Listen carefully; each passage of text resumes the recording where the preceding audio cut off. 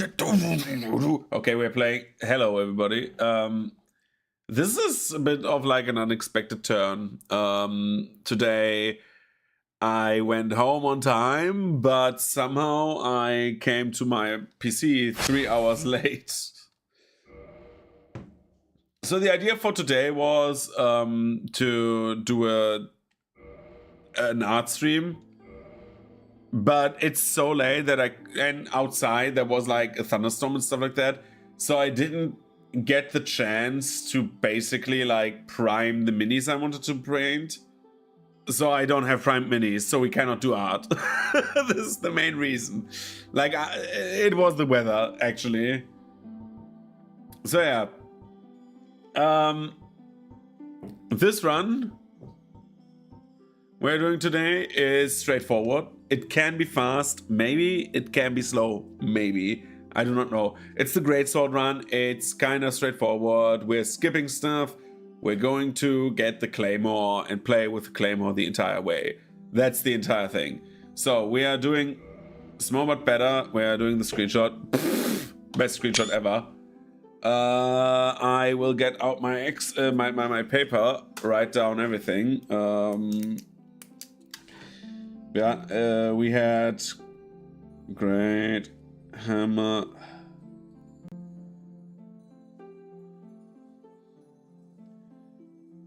Small but good. How long did he take? 5:23. Oh, 2.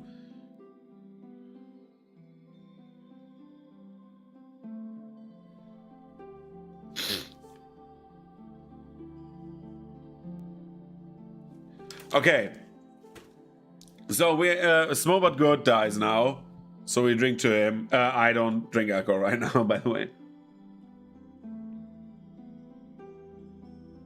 That's filled with Coke Zero. So anyway, small but good dies, and today we have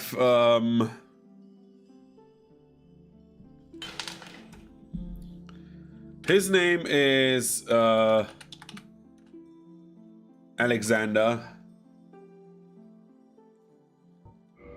No, his name is different. His name will be, what's the guy? What's the name for like someone who fights with Greatsword?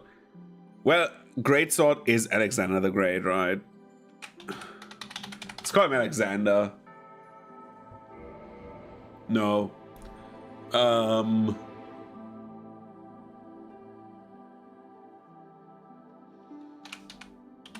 Schwarzenegger. Yeah, it's Schwarzenegger now.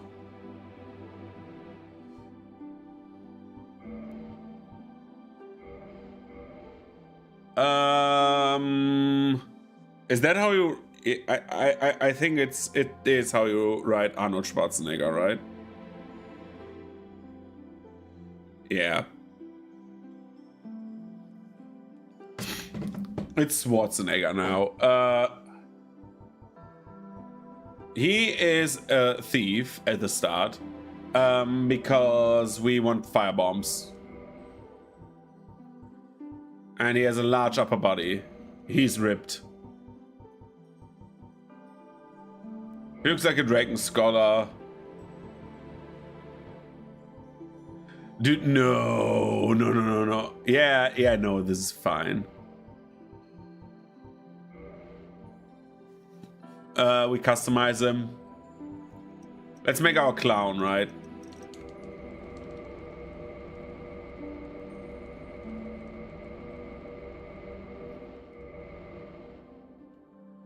Dude, it's an orange Dante cosplayer. Yeah, we're okay to start with this character. So we have, for a long time we didn't have one, but this is a quality build run actually. We are upping our strength. We are we are upping our strength. We are taking the buffs, of course. 。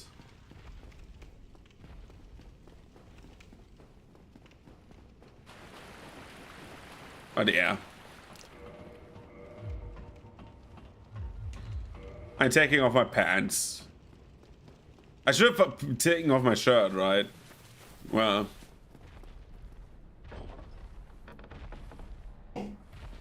So anyway, how is everyone doing? I'm doing, in theory, fine.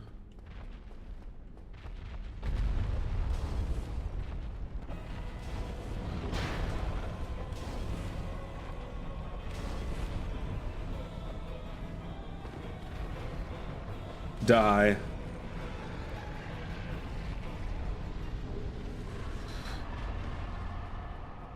So the first points are going into strength, of course. Do you get any souls from... Yeah, I was like, dude.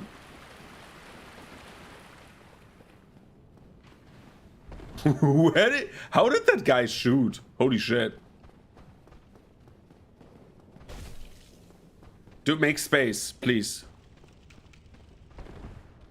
I don't need my dagger.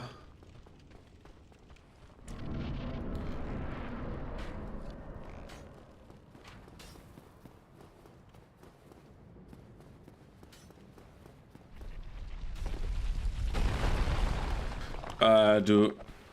Punch him in the face. Dude, I punched him so hard he died.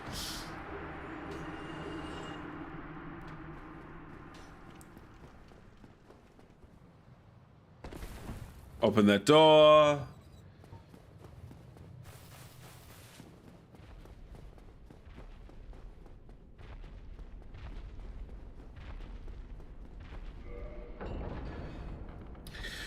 So, I watched the world, so fun fact, I watched the world record of like DS Remastered, all bosses, no glitches. And I was very surprised about where I could save time, like in general, on each run. I don't want to make these speed runs because I'm not doing a magic run, first of all.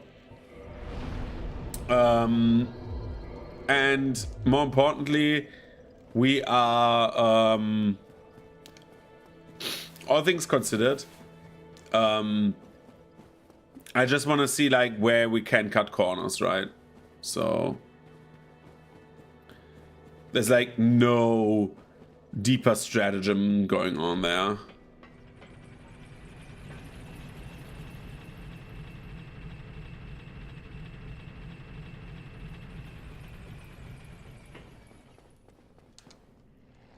For example, there's like a nice few shortcuts that I never realized existed, and I'm like, for example, in the DLC in the forest, I run the like completely like weird compared to like what actual like speedrunners do.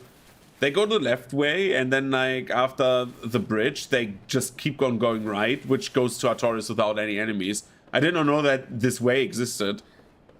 In the catacombs, they do a jump that I've never seen. I know about the Anolondo walkway jump. We take that soul. Because I will need a few.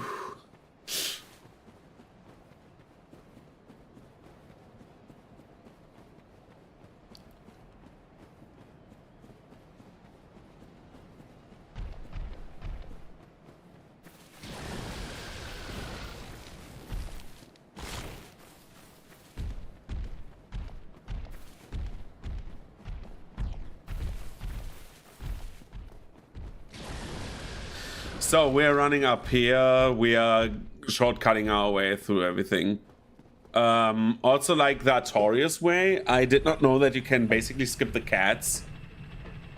So we can save some time there. I tried to get like not a good time on this run. That's not my main objective here, but I will try to actually like be a bit more competent.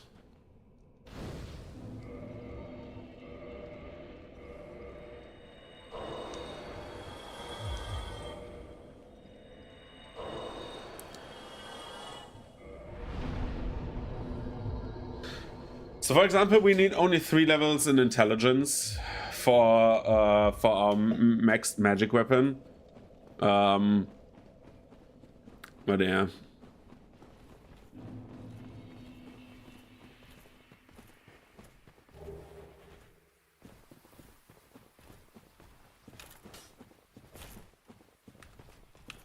Come on, please kick him far enough that he falls down.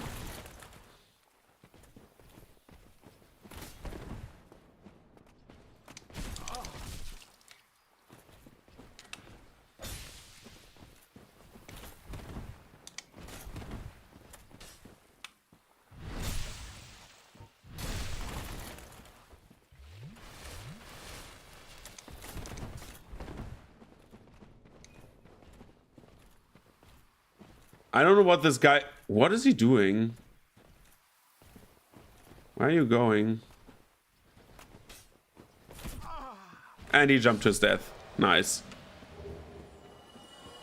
That's a few levels more. I want to have a few levels just so we can properly wield the claymore. And we don't need to, like, grind the bridge.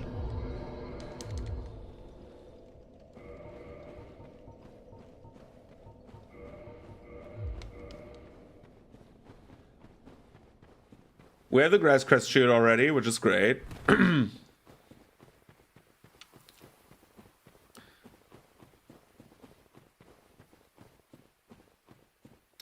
Also, I saw a trick with Gwendolyn.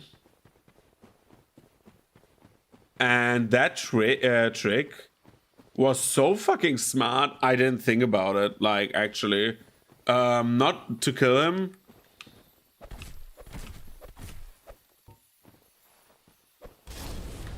Give me a good thing.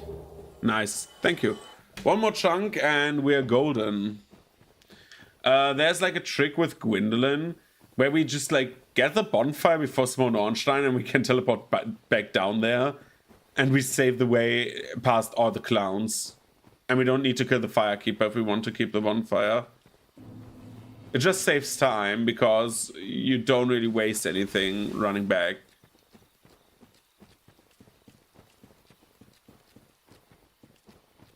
So, we are getting the claymore. The claymore. We could get the bastard sword here, but the claymore has such a quick R2. And it's like my the claymore was my first, you know, this is a run that is like a bit like nostalgic for me. Because it's like, I do something a bit different, of course, like the order of doing things. But I'm getting the weapon I played my very first run of Dark Souls with. Pretty much with a very similar build. Power Within and... I think it was Power Within and Claymore. The only difference here being that I not only use Power Within, but I will use...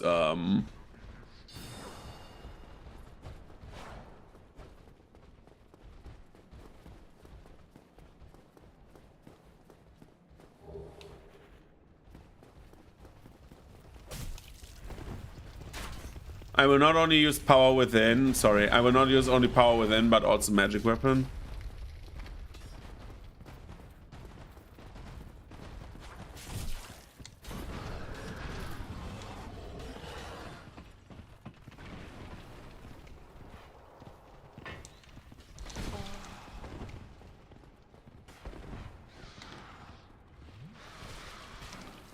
Ow, ow, ow, oh my god, oh my god. No, not the...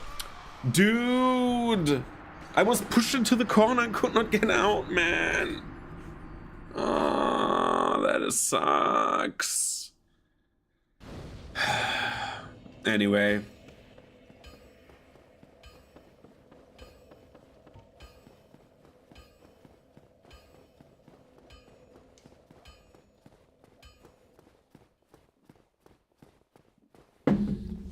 So, we of course try to like get all the bonfires and stuff on the way.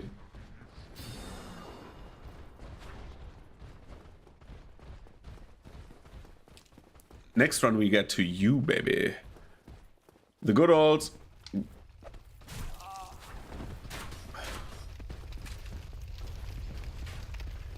My good old beloved.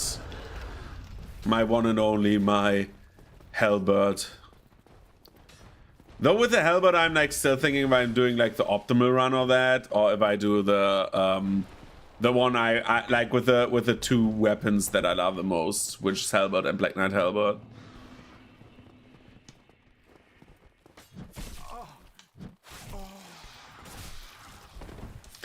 Oh, dude.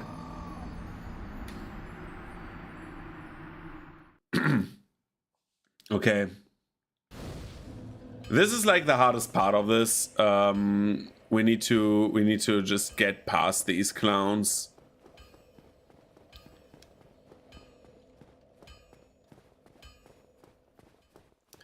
You know what I could do in the meantime? Nah.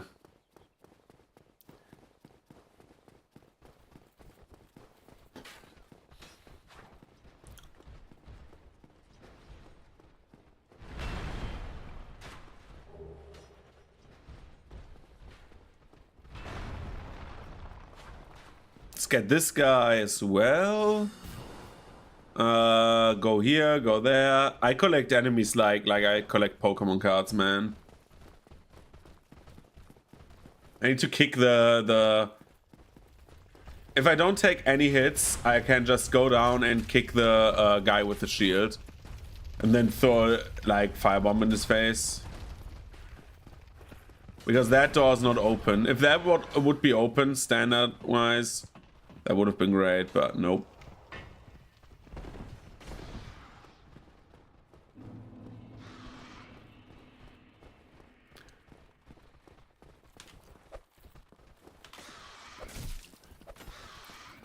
Okay, that's how you do it. And we can go up here. Can go down here.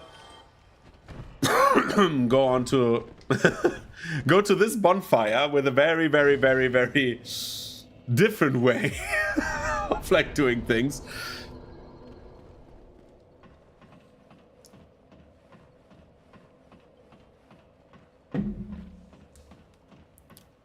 And now we can get my beloved. So, the Claymore.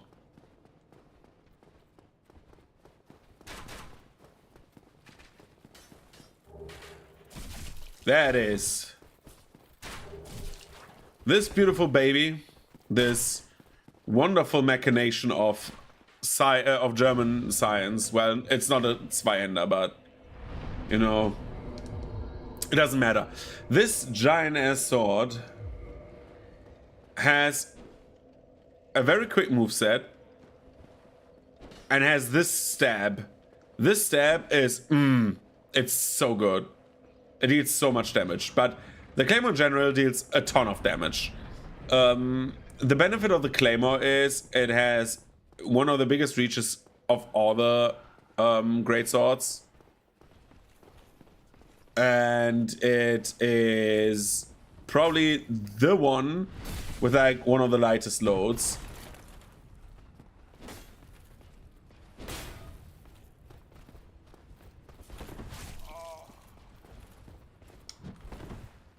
And apparently one of the enemies came after me. Nice.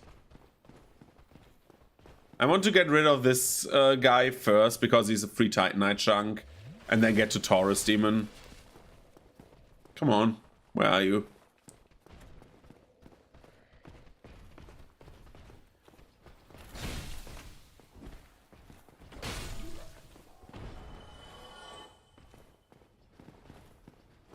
Come on, dude. Run after me.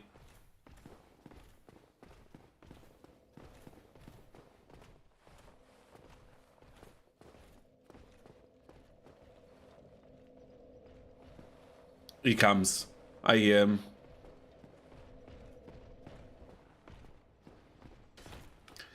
Backstab him. Backstab, backstab, backstab.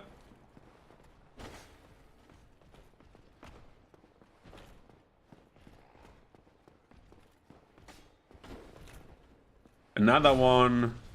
And once he gets up, he gets beaten to death. Look.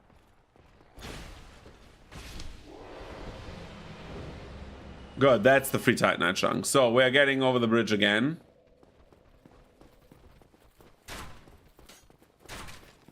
Because we cannot get to the Taurus Demon that way, we're doing the normal way now. Getting the Taurus Demon, because why the fuck not?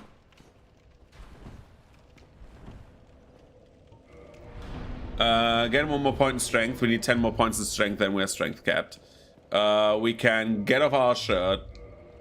And now we just bash through everyone.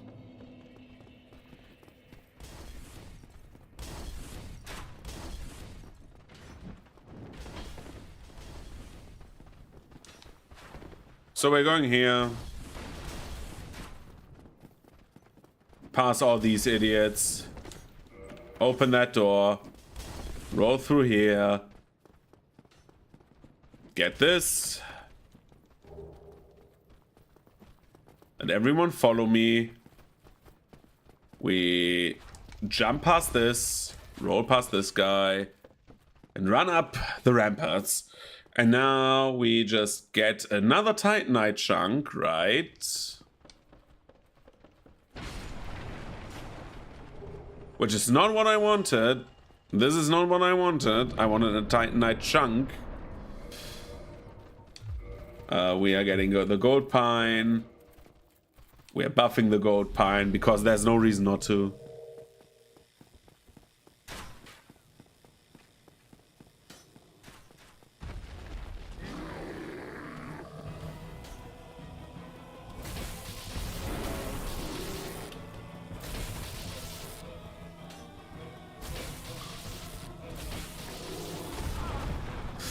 That is a bit close to home. Oh, that's bad. Oh, that is a bad Taurus Demon. That was not a good Taurus Demon. We go here.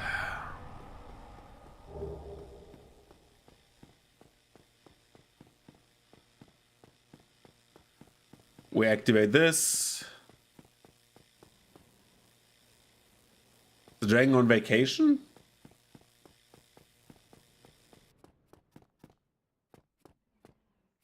What the hell is going on?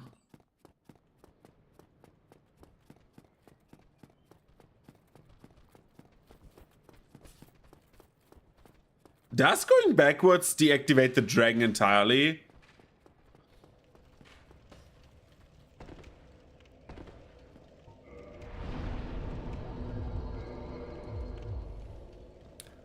I've never seen this. What? This is new.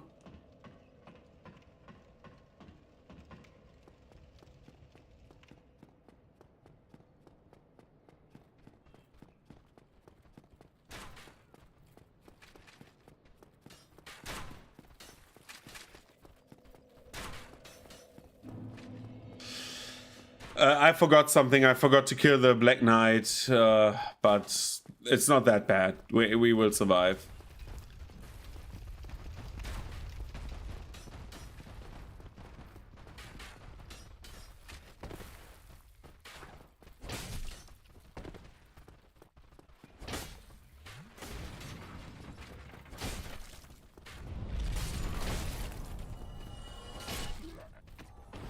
That is weird.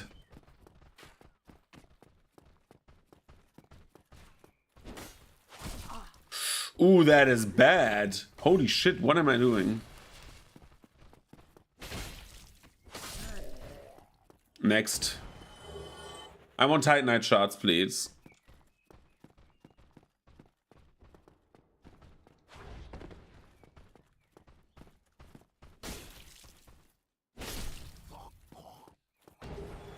I don't want more border gauntlets, please.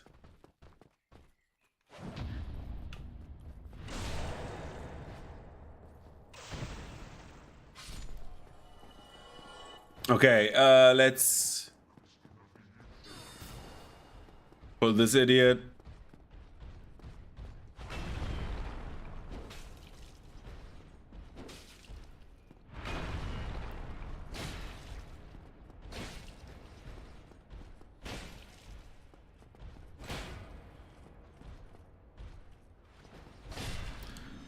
come on, drop me Titanite shards. Thank you.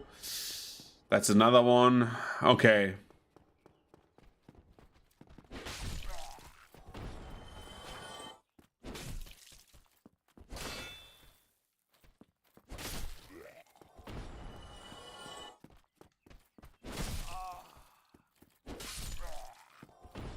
Sag. I hope that like they drop more, but apparently they did not want to, which is bad.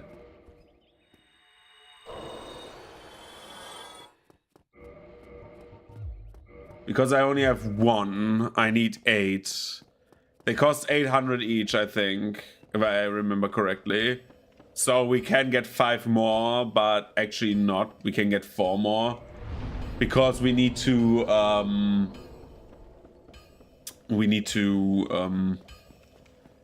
upgrade our weapon. So for this costs 400 too. Oh my god, okay. Let's get 3.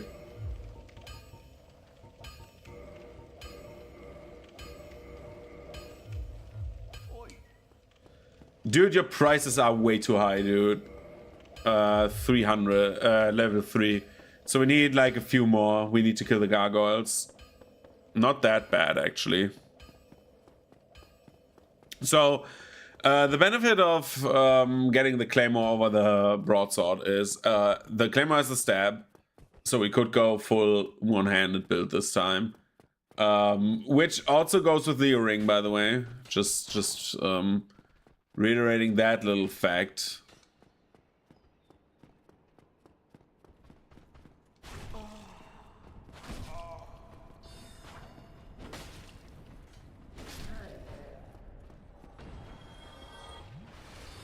This was bad.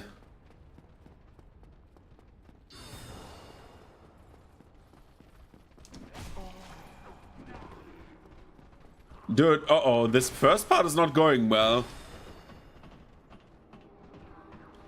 But everything else will now go more smoothly. So, anyway. We're doing gargoyles now. We should not have problems with gargoyles, in theory. In practice, we will see. We're doing this. We're pre-buffing.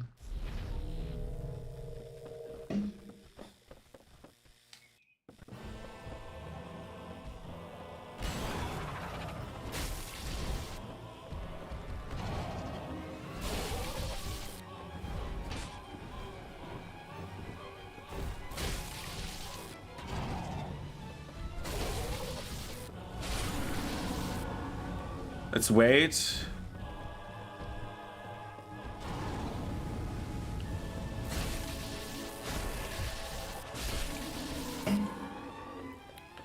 Okay. So that was gargoyles. Gargoyles is not spectacular.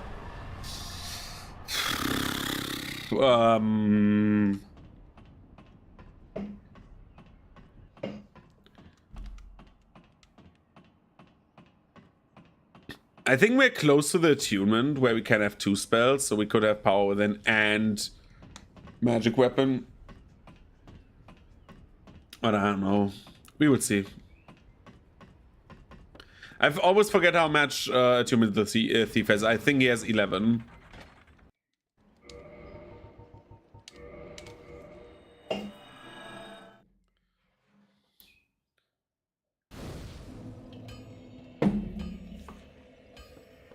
Let's get the Claymore to +5.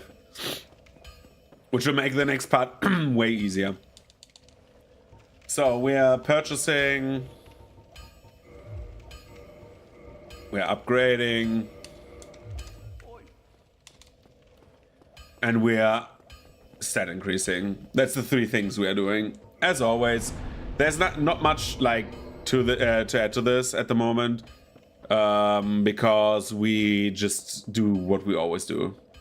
Did we look like a very cool red, actually? I like our beef jerky red that we have right now.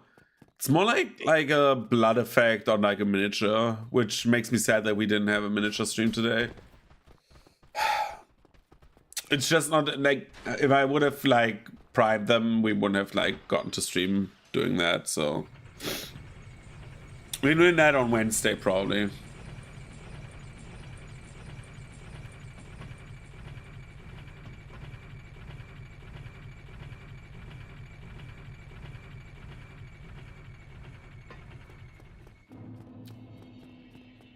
So we are doing the thing. We're doing the humanities. We are doing the getting upgrades. There's a way down to Blighttown that I want to try out, which we will try out now. Kick 1, kick 2. We nearly did that way too early, but that's good. That should like be enough, right? Yeah. Oh, look, we have 1337 souls. That's lead.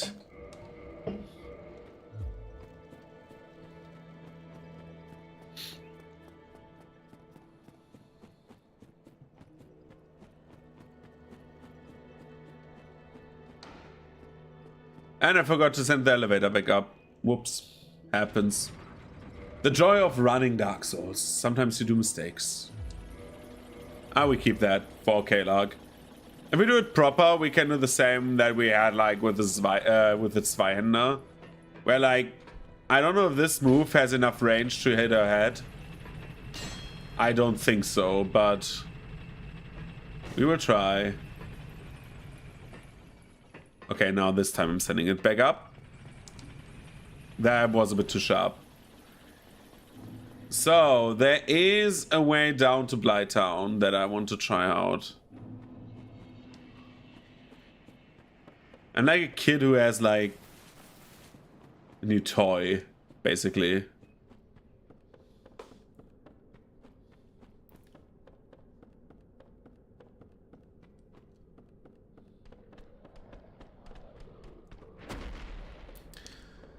So if you go right and you roll left like this,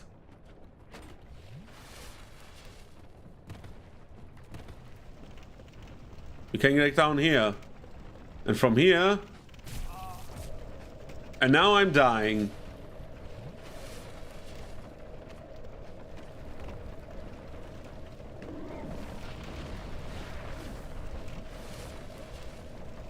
Because I'm not surviving this.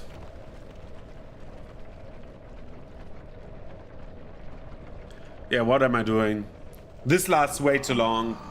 But like, that is actually working. That saves actually kind of some time getting down there.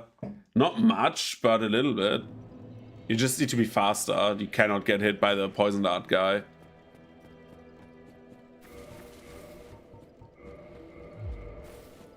That's good to know.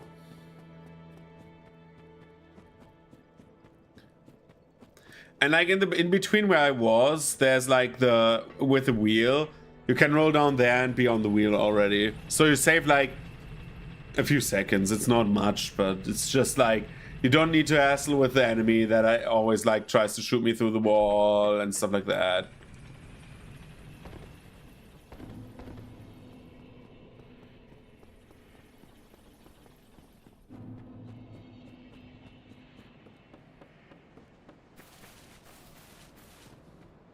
So I'm trying that again, just like to learn it. It's not that hard actually. I'm kind of surprised how easy it is, to be honest.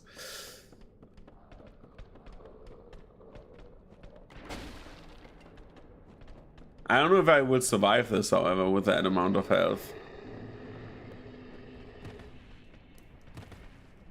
Yeah.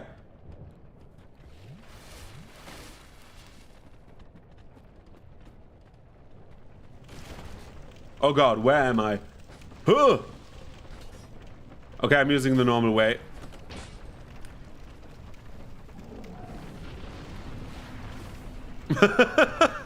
But that actually saves a little bit of time. Not much, but the entire ladder climbing section. That's kind of nice.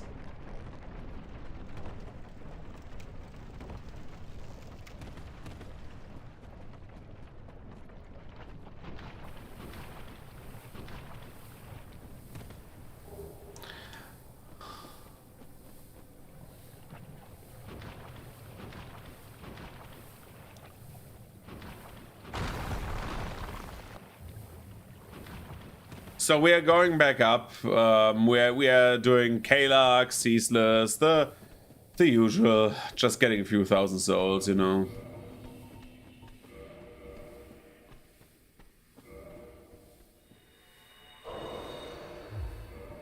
Get these on the bar actually, just so I have like more backup healing if something goes horribly wrong, which you won't hope, but you know my luck. It's like I have this gold pine resin activated, and then Kalak says, "Hey, you know what I want to do? I want to fuck you up real good, jump at you, you know."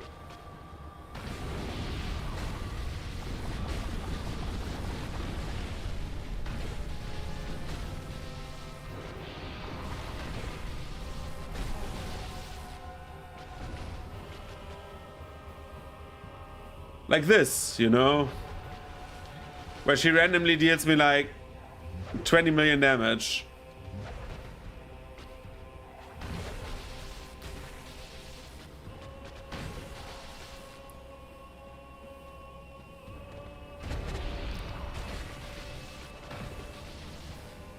I love that the backside of the sword still deals damage.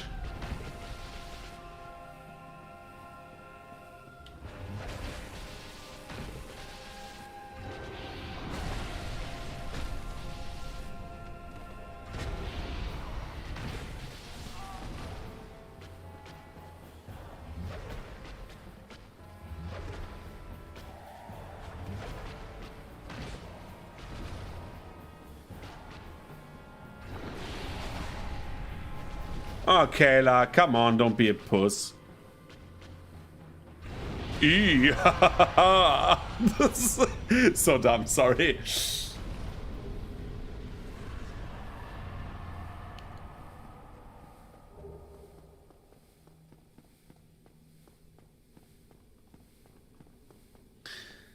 So, ringing the second bell of awakening, getting everything started for Sense Fortress. So we can get the large Titanites, get our weapon upgraded nice and comfortably. It's just like so much more comfortable, like pre-upgrading.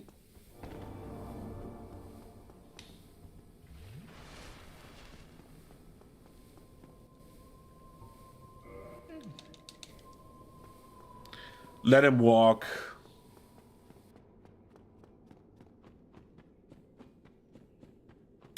So there's also like way to go to the right instantly. I haven't learned it proper, so I'm not trying this, because if I die here I have to do the entire way again. It's basically going up here and then like going down there. Again, I will not try this. This is too high for my character. I think I will die if I fall down. And it's like literally 5 seconds. It's like not that big. I could survive this actually. This is not that high. I try that next time, actually jumping down there. If it deals like most of my damage as like health, most of my health as damage, then it is what it is. But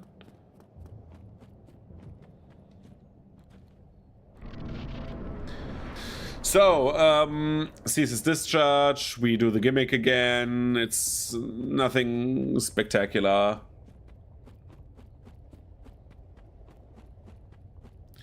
I find it funny how accustomed I have become to doing this run. At the start, I was always very nervous at dying at Kalak, but look at me now.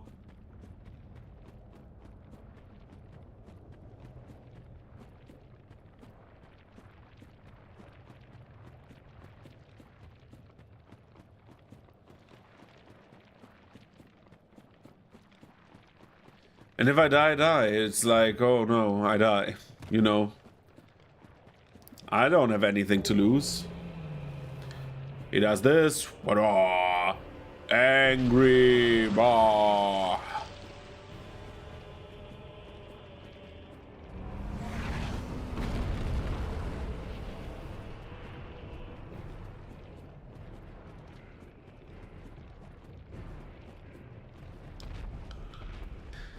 So Greatsword is very straightforward, as I said. Great Axe will be a bit more weird because we need to do a bit of like moving around, maneuvering, as you will. Because we need to buy the Great Axe from Shiva of the East. So our first goal is getting 10,000 souls, getting to Shiva, joining the Covenant, you know. That is the one thing I always said that can happen there.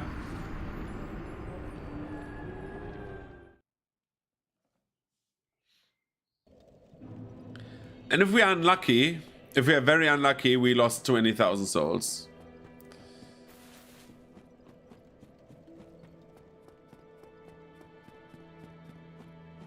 Because Ceaseless, for whatever reason, died there. Like, literally, we are getting to know the Dark Souls jank right now.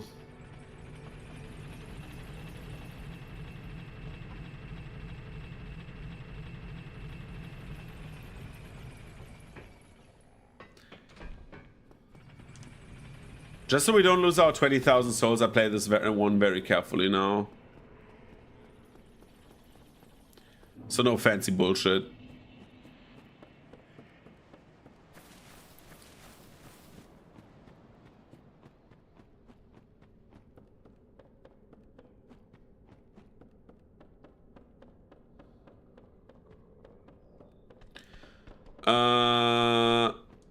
No.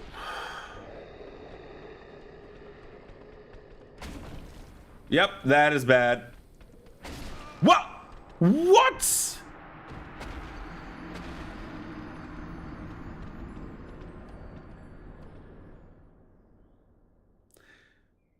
How did he do that? I was animation. I was lying on the ground. I could not get it. What the fuck? Well, anyway, that's bad. That's a lot of levels. What do I do?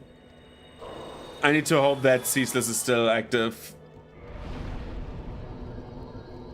It's not that bad. We will survive. We have leftover levels at the end anyways. I've like sources where to get levels. But this is like, this was so obvious because we lost the souls, right? I find it funny that sometimes you go like back to the mindset when you're like at the very start of Dark Souls where like, oh no, I lost souls. Ah, that's the worst thing that happens. Like this time it is actually bad. It's like the enemy RNG just wanted us to lose those souls, but it's okay. As I said, sometimes you have bad luck with stuff and then it is what it is.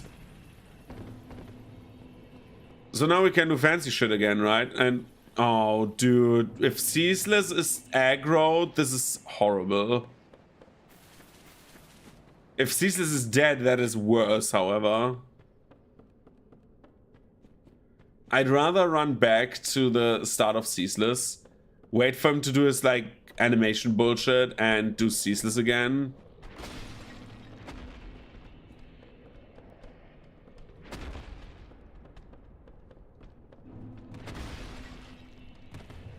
This is very consistent, actually. I'm very surprised how consistent this is.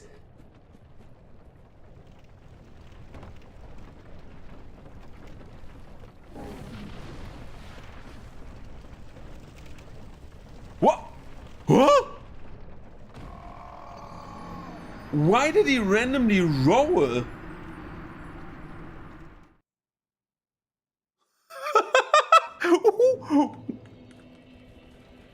Why did my character randomly roll? What is happening? I still had he just like leaped forward. He was like, okay, I'm done with this shit.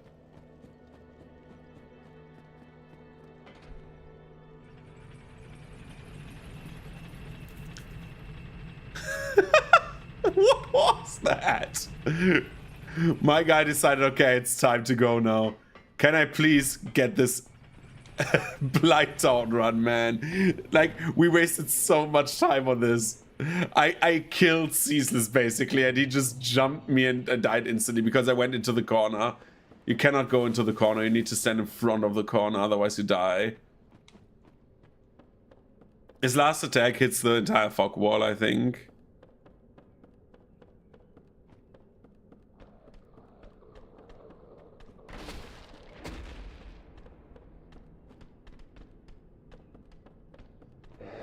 Okay, let's try that again.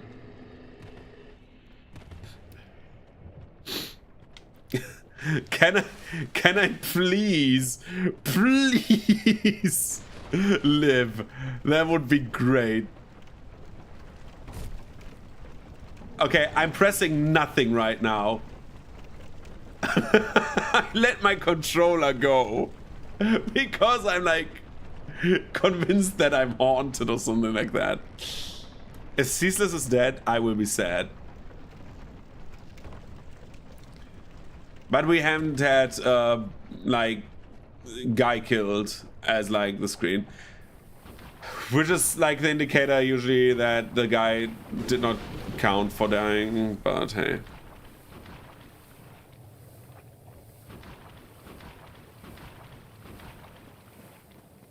We still need to find out what we do with Great Bow. The Great Bow run, we can do only items until Great Bow and then use Great Bows. We can say we use bows instead of like everything else. We can make some funny rule about Great Bows. The biggest problem we have with Great Bows in general is that we get only one at the halfway point.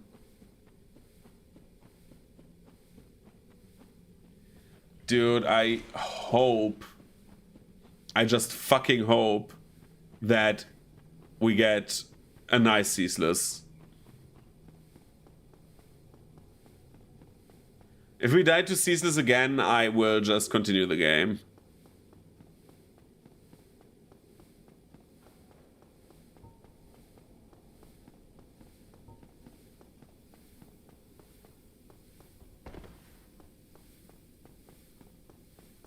I love how Kalak was the joke and now Ceaseless is like,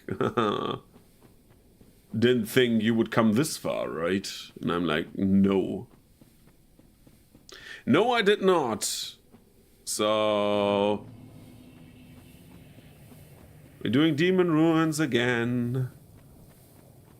This is higher than that, I would say. And this kills you because it's like too steep. Okay, Ceaseless is still alive. That is good and bad. Good the good thing is if the AI is nice, which we hope it is, we get a good Ceaseless kill and nobody will bat an eye that I lost 20,000 souls for nothing. Which would be great. If I get a bad Ceaseless, he will now blast me and I will die.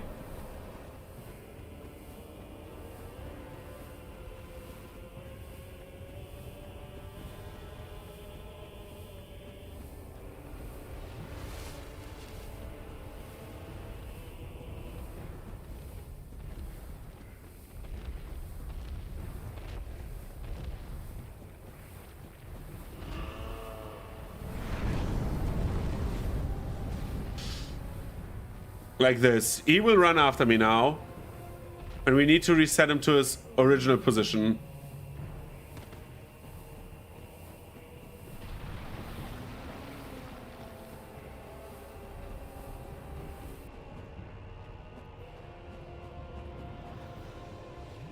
And once we are way back here, we'll come back.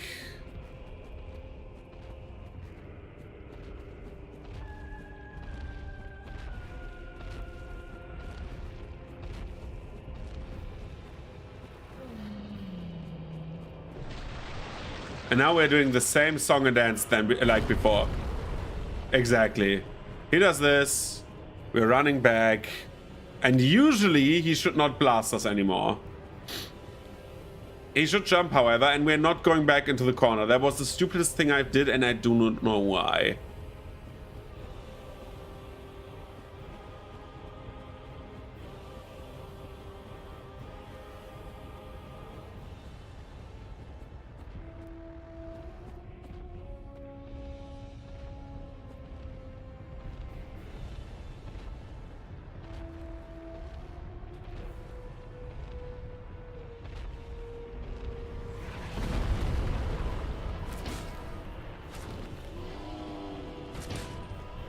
And the fight is, by the way, over.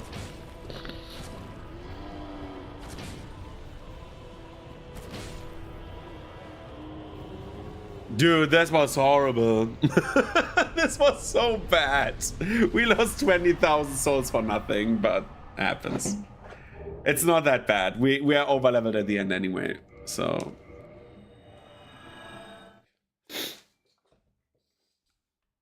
So, what can we level up? We can get this to max. We can get attunement to so we have 2 slots, and we can get intelligence to 14 already. So we're like very close to the 15 we need for the rest of the run. We can now, which is very important, do different parts of the Undead and so forth. We can get,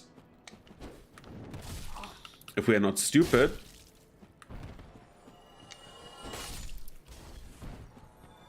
we can go and, yeah, we can kill the demon. Wait, let's go to Undead Asylum and kill Stray Demon. Stray Demon, Peculiar Doll, then we go back to Undead Burg and do our thing.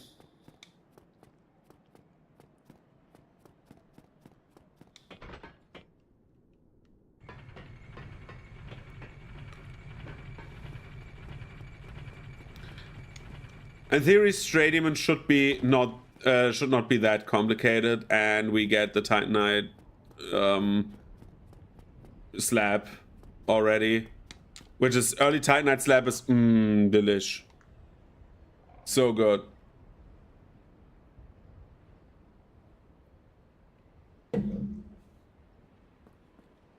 Dude, I forgot.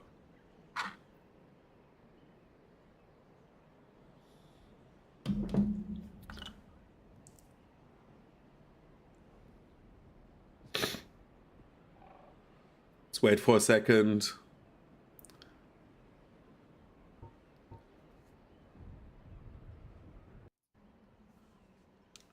The weather is horrible. That's why we are not doing art stream today. I could not prime my miniatures, so sad on that front.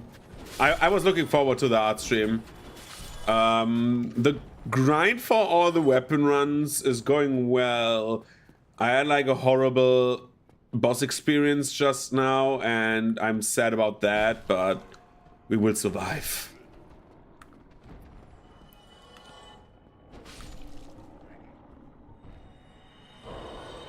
So, Stray Demon, Asylum Demon 2.0.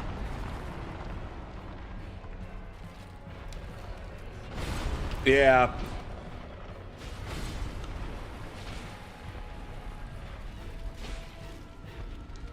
Zeus really fucked me over. We had like literally a thunderstorm, and so I couldn't prime my miniatures because, well, outside there was like literally hell going on. And then I said, nah. Oh, dude.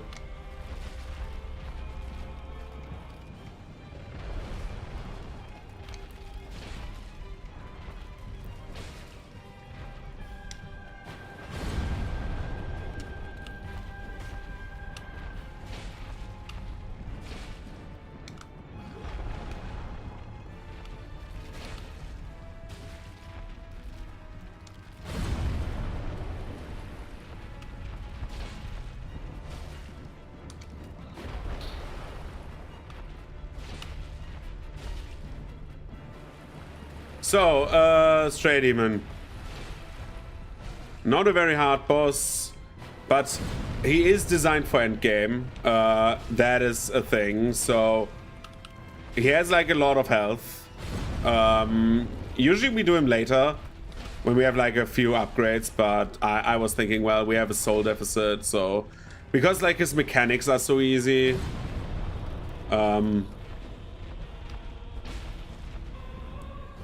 Because his mechanics are so easy, I thought it would be wiser to like just do this right now.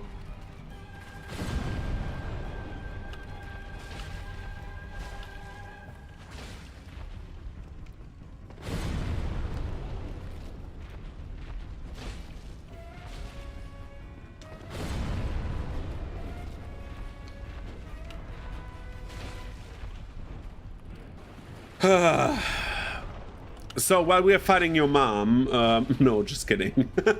How are you doing, Hunted? Is everything all right with you? How are you faring?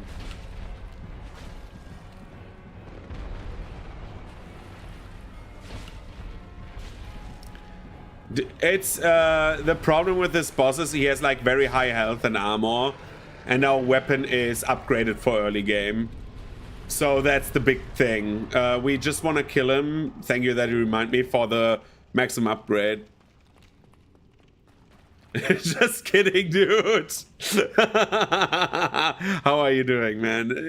Everything all right? How's life going over at your place? Whoop. First parry. Second parry.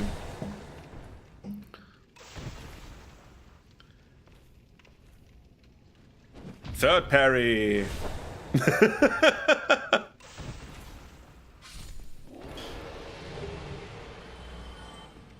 Give me the peculiar doll.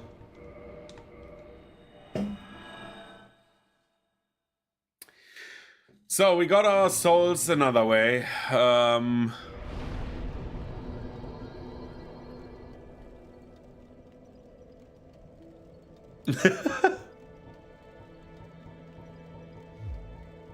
So we are basically at the strength cap. We can get higher sets, but it's not worth it. We are, however, adjusting a bit in terms of like health. Because now comes the part that is a bit annoying. Get the big parry booms. Dude, I got the big parry booms. So we are getting to Lower Underberg now. We kill another Black Knight, so we get an item from him. We just kill everything in the way because fuck them, right? Except if they do shit like this, then I'm not bothered. And then we go our merry way with like increasing our damage exponentially and just killing everything. As you can see, I've not played the very first level at all. I've like run this game halfway backwards already. This was a bit bizarre, like in terms of order. Oh, now the dragon spawns at the bridge. I forgot that we didn't do the very first dragon trigger. Well, now I'm never going to the bridge again, but hey. Bonk. They're dead. We sit down at the bonfire. Can we already level up? No. Yeah, it's a bit weird that we're doing like we ran basically the up to the halfway point of the game. You can, if you play the thief class, which has the master key, which allows you to open certain doors, like this one and stuff like that. It allows you to like sequence break and do a very big number of bosses out of order. We were at that point right now, but usually for these runs I try to like have the boss order a bit similar, just so you can compare them, right? There's bosses that are way easier than others, like some early game bosses. For example, Stray Demon, as you saw, like that guy, I no-hitted him. Like, literally, this is like, that guy is a joke, right? Parry one. Do it again, please. If you drop your fucking sword, man. If you drop your fucking sword, I will be angry. Of course. Of course he drops his fucking sword. So the Black Knight sword is another weapon which is better than the Claymore at the moment, which is why we will equip it rather than the Claymore. Oh, we cannot wield it. Why? Oh, we lack the dex. Okay. Because it has a bit, not only a bit, it has a ton. Like in terms of like better stats, it's just stronger but cannot be buffed. For this part of the game, it would be better to pick it, but well. So we are either getting one-shotted or we do this perfectly, and I hope that we do perfectly with like Hevel. Oh my god! What the fuck was that? Oh my god. And I had like 5 HP, dude.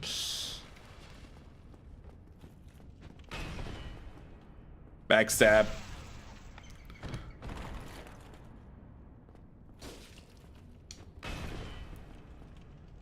Backstab.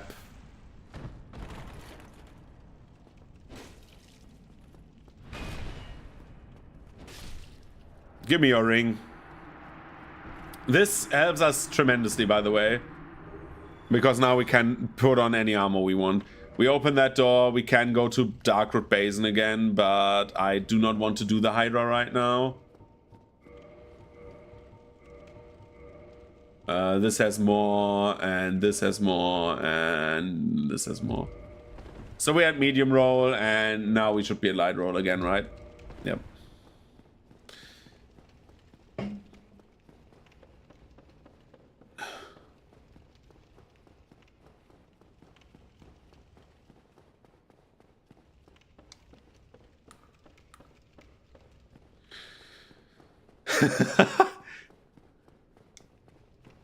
I don't know what's wrong with the blue archive, guys.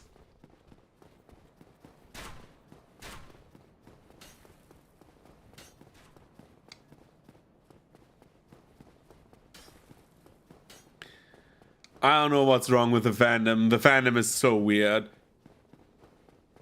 I find it funny that you talk about HCL because I literally had something to do with HCL at work. We're working with HCL a lot in the company I work in.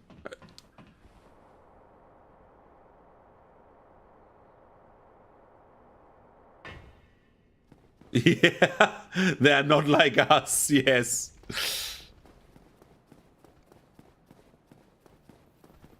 The thing is with like I think I said that multiple times already. I work at a chemical plant, like as an electrician, right? At the moment, still, someone like sometimes going into like management, while other management people are not there. So it's kind of funny because like we work with HCL every day. Oh, dude, the door's not open. It cannot open because I don't have the key. One sec. I forgot to kill the guy at the start. You need that key.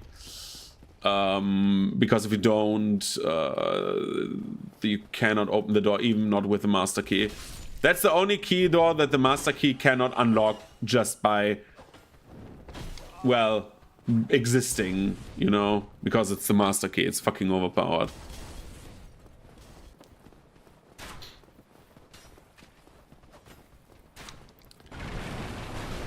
So, Undead Merchant, hello. How about I show you my sword? Yeah, I got mad. Goodbye. I'm not giving you money. Dude, dry ice in my freezer. Dude, it's...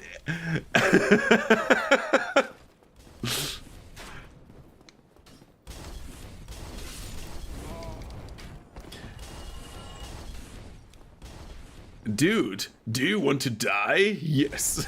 Yes, yes, yes.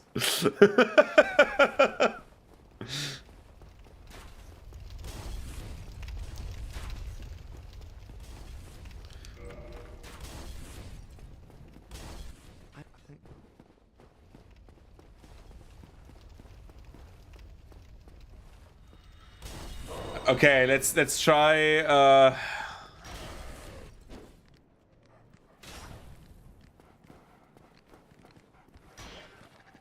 I'm smart this time. I'm not wasting this opportunity of like having this go very smoothly.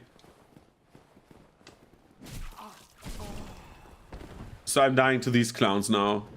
Good.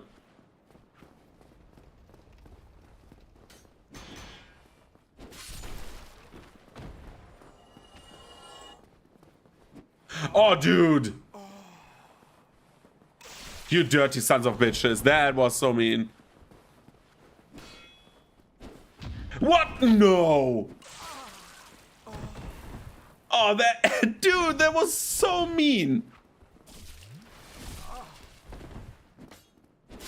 Okay.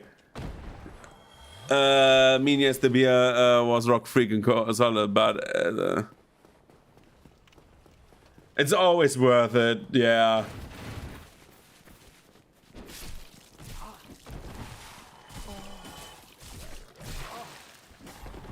As someone going to school, everything that's like kinda useful to you is always worth it. The amount of like worth I found in things after I graduated school has gone down significantly, and I find that very funny. That moment was ongoing. Dude, I don't know why who the voice actor for the characters in DS1 is, but like it's so funny how they moan like, oh. It's like they busted a fucking nut, man. It's so weird. It's like they get stabbed and they're like, oh. Okay, let's do this. Ow. Apparently not.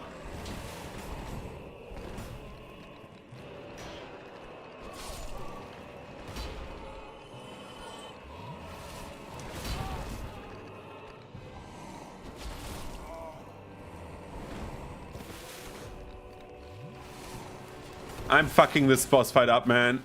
Okay, not anymore. The dogs are the hard part, not this guy.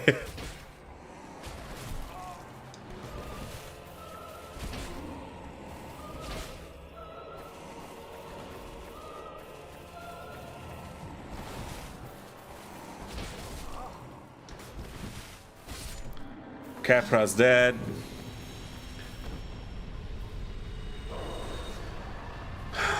Okay, we're trying to do this as good as we can. So I want to go into like pro mode.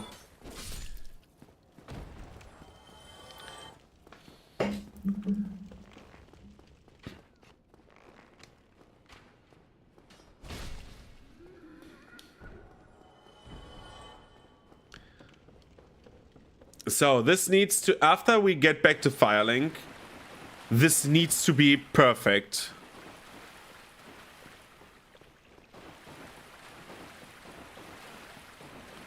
The voice actor was enjoying his role way too much.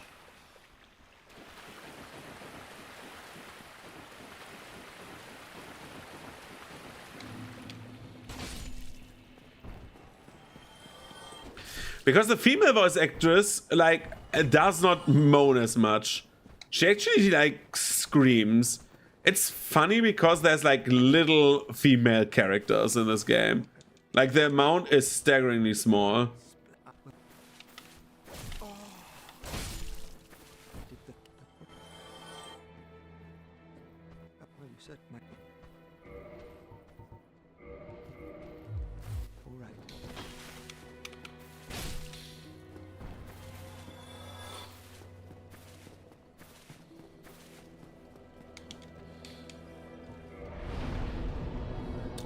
Okay, we have everything we need for our quick run to get our weapon max, so...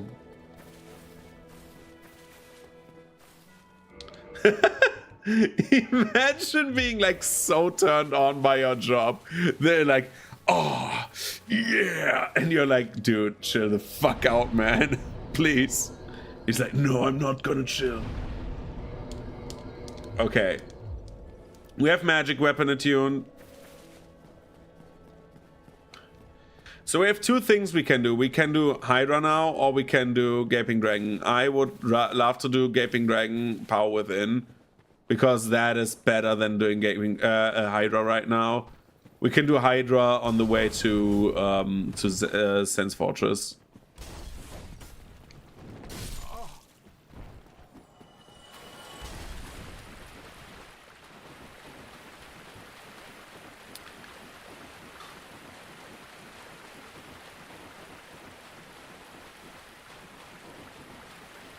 Dude, your spreadsheets are amazing.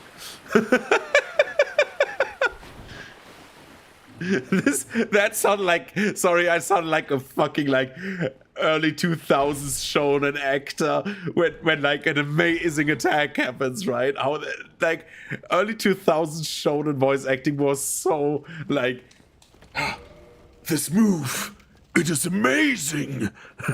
It's like...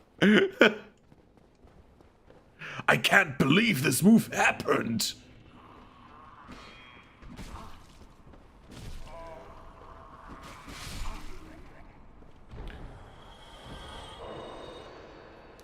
How could this be? Those spreadsheets, they've gotten to a power level I could never achieve. Oh god, oh god, oh god, oh god, oh god, oh god. Quickly gamer mode, give me 1 sec.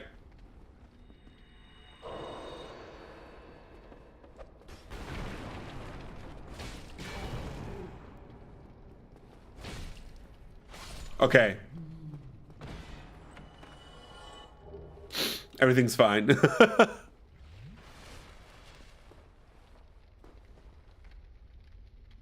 Dude, that was a sick move. That was a sick movie. Is it the legendary Mom Spaghetti? Dude, that was a sick move. Is it the legendary Mom Spaghetti's basement? It's like, this is like literally Vegeta, right? It's like, is it Mom Spaghetti's basement? Or Piccolo, more like, right? It's like the legendary Super Saiyan. Kakarot.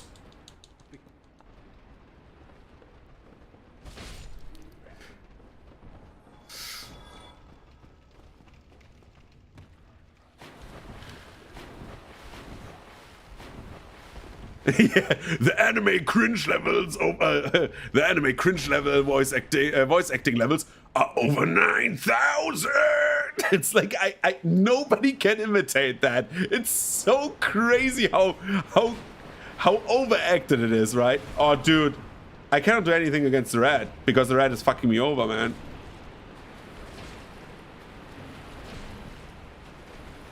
Fuck you, red.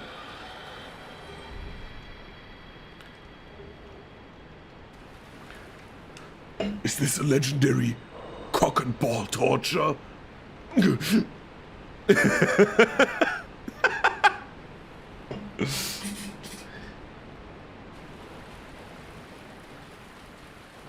Well, it's to me it's like evening, but hi, how are you doing? Good morning.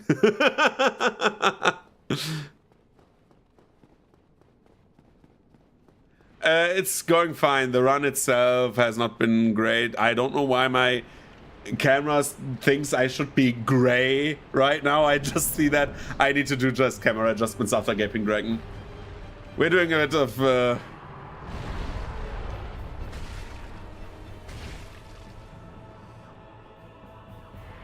we're doing the fun stuff here. Gaping Dragon. My beloved.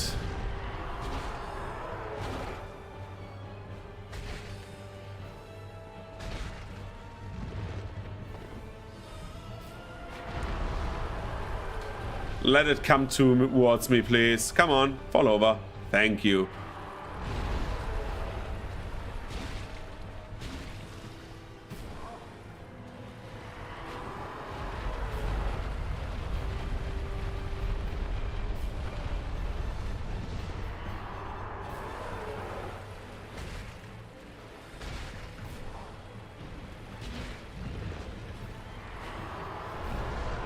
Let it fly.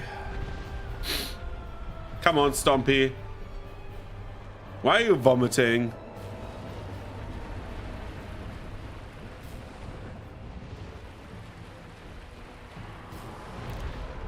No, it's so far away. Yeah, one hit I get. I get one hit, dude. Sometimes I speak like Yoda. Is it because I'm German? Is it that? Because sometimes I talk like this, I do. Mm. My ass getting kicked, I do. Mm-hmm.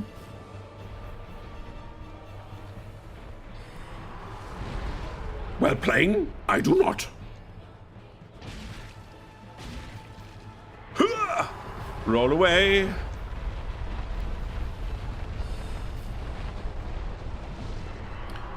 Good boy. This is like a nice Gaping Dragon. Donk. So anyway, I will go into the stairway and just quickly adjust my camera so I don't look like I'm like transforming into a ghost. Give me 1 sec. Configure, and we want to make myself a bit darker, and we want to get like this. And this is more like sunshine, right? This is more like me. Great. Yeah, bro's living in Silent Hill. Yeah, man. Come on, your mom, you must. Loiker at Yoda from the hood. What the fuck, man? But yeah, I was living in Silent Hill. Hey, Red. Bye, Red. Come on, your mom, you must. It's like, what the fuck is that sentence? So we're going down to Blighttown. And from Blighttown, we get power within if everything works according to plan. So today we had like very negative emotions in Blighttown. We killed Kalark, and then the game decided to take out 20,000 souls. So sad, but that was the only time we lose 20,000 souls today. So we're not, of course, losing this. Yeah, Yoda's today freaky, like a bit freaky. Freaky I am. Undress you must. But let's hope that the dogs are nice. Dude, Blighttown has so many haters. You don't believe, like, as someone who has played this on the PS3 with 15 FPS, this is horrible.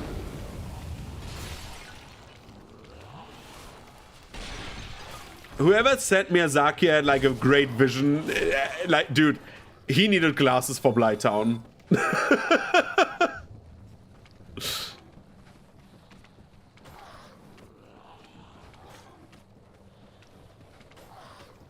This area is one of the worst, yeah. It's like, the problem is, I say once you don't know how to navigate it, but like the problem is, once you know every area, like how to navigate every area is easy, right? But like, this area is so ass. It's like, if I would make an area ranking, I think this would be like in either E or F tier, like very, very on the very bottom, next to Lost Isolith. I should do that at some point, just like for the fun of it, right? Just say, okay, we need to be very careful this time. I hear someone. Whoa! Holy shit, that guy scared me. Holy fuck.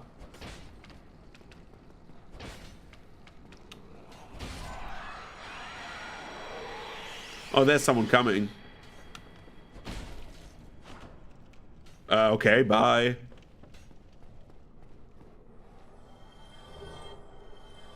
Question, my game dev knowledge is 0, so are we talking about the... No. Miyazaki is also the last name of the game director for the Souls games, and also Armored Core 6. Dude, why am I gray again? Why am I gray once the screen goes dark? This is weird. Anyway. We are getting more dex. I want more damage. So, we have everything. Yeah, you can go behind it and just hit it from a safe spot. Let's take the Pyromancy Flame. We don't need him for anything else anymore. We just want the flame. We attune magic. We take the second slot, Power Within. Get Power Within on the spot for our weapon. And now we are doing a bit of cleanup. So, yeah, he was in Elden Ring. Miyazaki was also the director for Elden Ring. So anyway, we are going back up. before we go to Anolondo, we are getting our plus 15 weapon. Yeah, true that. Yeah, it looks like I have long black hair, right? But it's weird because it detects my chair as like a front thing. And also, dude, I will turn on the lights. Give me just 1 second. I will be AFK for 30 seconds max. Look. 1, 2, 3, 4, 5, 5. Haha, this looks a bit better. Now I'm yellow, but hey. It's like a freaking cape, right? I don't know why the NVIDIA... Like, the thing is, I really like my green screen. And I love that I have the cat ears on when I have my green screen. But the NVIDIA thing, in theory, is a bit better, in my opinion. The NVIDIA one, which goes on my graphics card. The problem with that is... it just detects some weird shit as my background. It's like weird. Sometimes it says half my head is my background. And I do not know why. I mean, I have a giant forehead. Let's be real, dude. This goes up to here, right? Oh, dude, dude, you uncovered something in me. Like you like a fucking miner. You went into like the mines in my head, and you just said, well, remember the annoying orange? And it's like, bah. It's like, that was so fucking annoying. Dude, if I go back to like my school days, right? When I was like in 10th grade, the annoying orange was a thing. That was like the when it became popular. And if I hear another "Hey Apple" in my fucking life, dude, I would just like say, okay, let's do it, bro. It's like I can't take it anymore. This entire like, hey Apple, and then like, dude, everyone was doing that in school. Everyone. I'm so happy that memes have gone past that.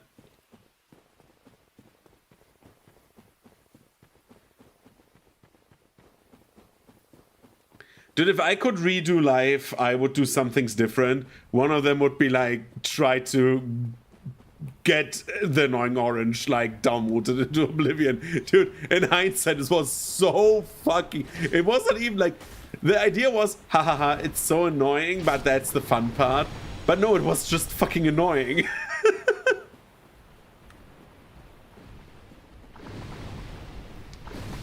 What don't you find it funny when someone says, "Hey Apple" 50 times? That is peak comedy right there, right? Yeah, dude. I remember when like Bitcoin started being like a meme in the 2000s, like when I was in school as well. And like when I was thinking like back in the day to get a Bitcoin, to get a few Bitcoin, because there was like the running joke back then was like, haha, and you can pay in Bitcoin, right? Haha. And I was like, dude, let's get some Bitcoin for the memes. And I didn't do it because, well, I earned like way too little money to get Bitcoin, and I didn't want to invest my money.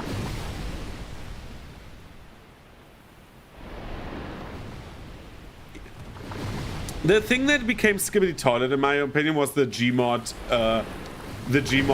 idiot box stuff and YouTube poops. And I'm like big into YouTube poops. I was like very big into that. Like I think I was like the only person like at like 20 something that watched the Zelda CGI cutscenes for the shits and giggles. And I have to say about that, I understand where the kids are coming from. Like, I like that shit when I was young, and I understand where they are coming from. But, like, the fucking annoying orange, man. Yeah, G-Man was the biggest reason it blew up, yeah. I just need to concentrate for 1 second to kill the Hydra.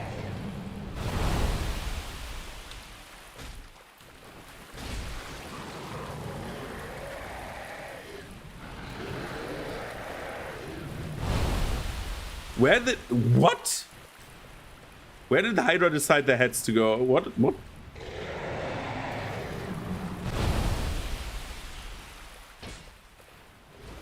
Oh, dude. Oh my god, is that much rain outside? Oh god. I just looked outside and the world is like literally like, okay, I'm dying. It's your turn now. There's like so much rain outside, dude. Okay, 2 heads still left and then... Okay, 1 more head and then the Hydra's dead. It's the 1 head that's always sticking back here. We go here and then it sometimes hits the ground for whatever reason. Yeah, dude, Zeus is having fun, man. I didn't hit the Hydra head.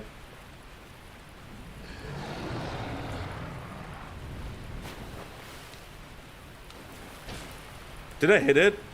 No.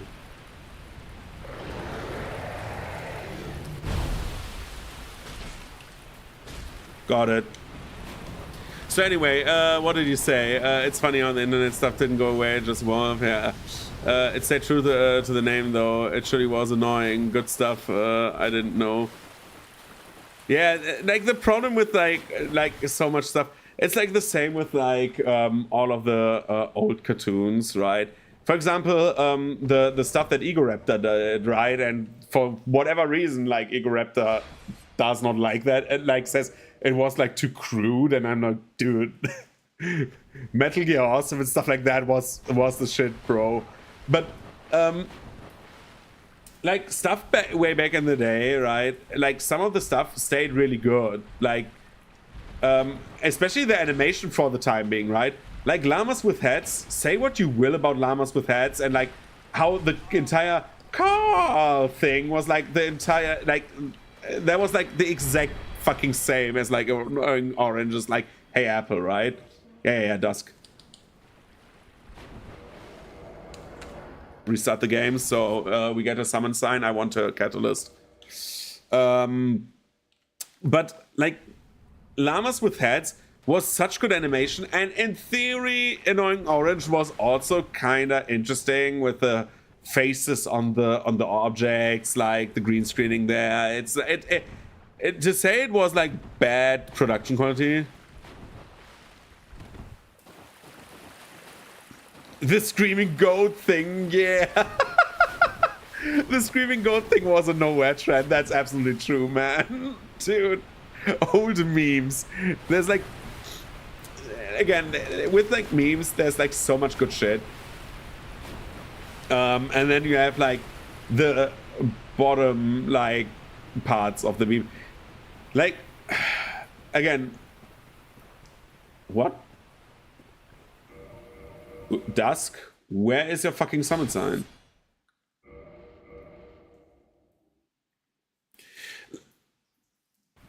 There you are. I don't know why I needed like an invitation, but sure. Yeah, I have to say there's like much good. Like I will not like say there's like no good shit, right? It's like absolutely not true. There's like so much good stuff from like the early 2000s that I think still holds up. I think some of the classic memes are still, in theory, super funny.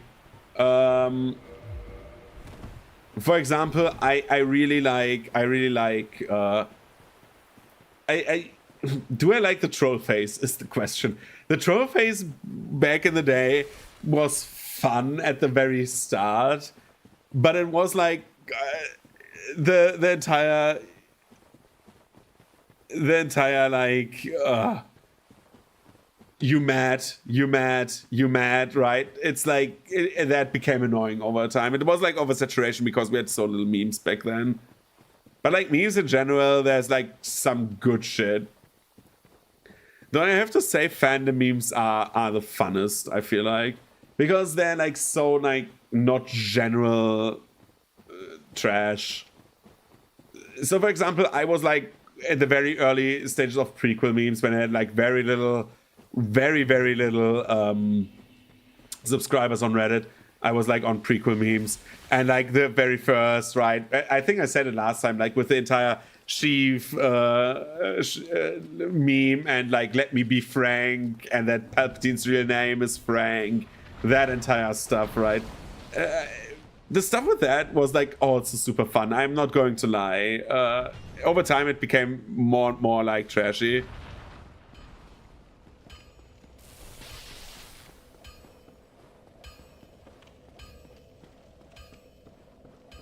Yeah, Ice Cream Machine broke. Have a nice day. Understandable is like still good. Like a stupid private joke. That's the fandom memes, right? And that's why I love fandom memes. Like fandom memes are like so much more fun because of what you said, right? It's like, okay, it's a private joke between all of the people who are involved. Nobody gets left out. We all have our fun with it, right? It's very good. That's why I love fandom memes. I also love, for example, dude, the entire like is like a huge comic book fan, and like who got into like over the last 2 years or 3 years got into Invincible quite a lot.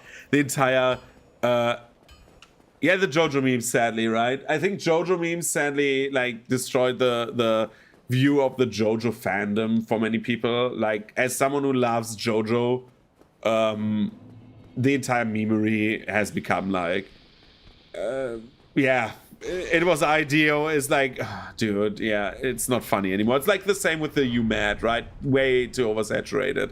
But like my camera. But the entire thing with, for example, I'm part of the Undertale meme, of the Undertale community in terms of like I played the games, I like the games, right? And the memory of like Deltarune is like also super fun. I'm not one of those fucking weirdos. Let's get that out of the way, right? But like the entire thing with like at the moment that is going on with like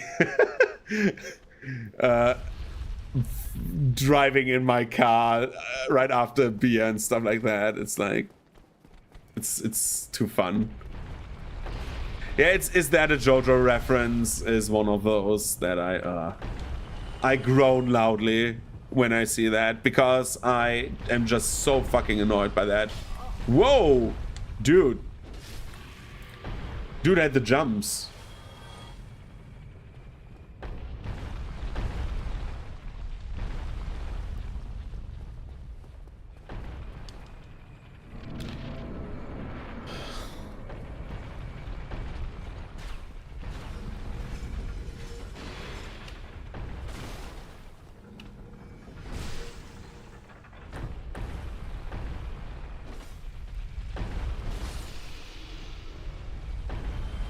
The Typhlosion League, yeah, that is true.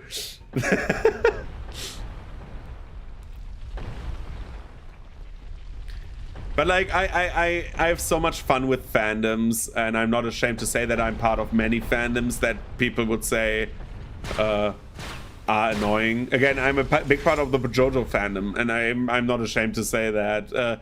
I get annoyed by the memes, however, as well. Like it's not like I'm sitting there saying like, oh, this is fine. This is like, no.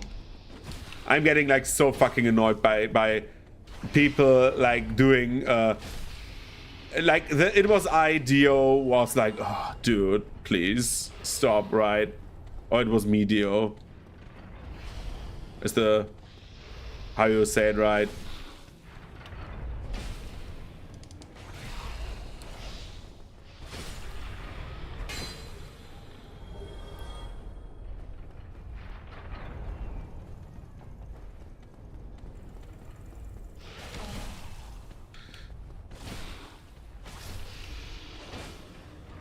We're not going to have Daijobu at the Pokemon fandom now. Whenever I have a debate, they're always pulling. Yeah, but it's like the same with like, I'm not a then. No, it's not the same, right? Like that was not the intention to say like that is that. But like, for example, people say that people who are like saying, "Oh, I'm part of a fandom," are like saying, "Oh, I'm part of everything they stand for," and I'm like, no, that's not me.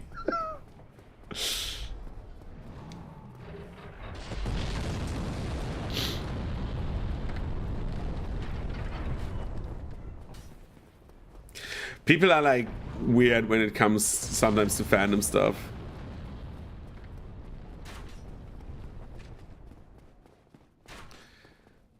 But yeah, all in all, it's just like fun stuff. Yeah, some fandoms are just like, oh my god.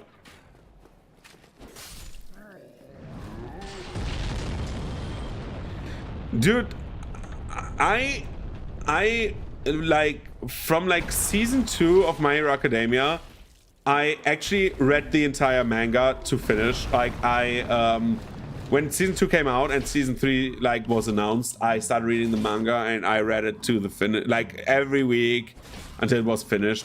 Well, every week is a lie because the writer was nearly dying and nobody gave a fuck, right? But anyway, and I have to say, it got worse over time, and the fandom I just didn't engage anymore. Like, that is a fandom full of like P words, and I do not want to engage with these people.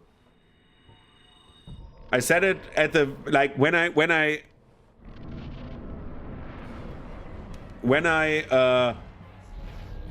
what, for real? That the mangaka nearly died. Yeah, the dude that. You know what they did? That was so fucking. That was so fucked up. So basically, basically Horikoshi, who is like the writer of My Hero Academia. Yeah, that was Horikoshi. He basically had always like not the best health. And he said he would finish the story within like by Iron Golem. I haven't gotten the falling down and having him like die in such a long time. Like I didn't have that in so long. Anyway, Horikoshi just like was riding and he is like has not the best health. Yeah, you can cut his legs. So if you cut his legs, he starts to stumble, and if you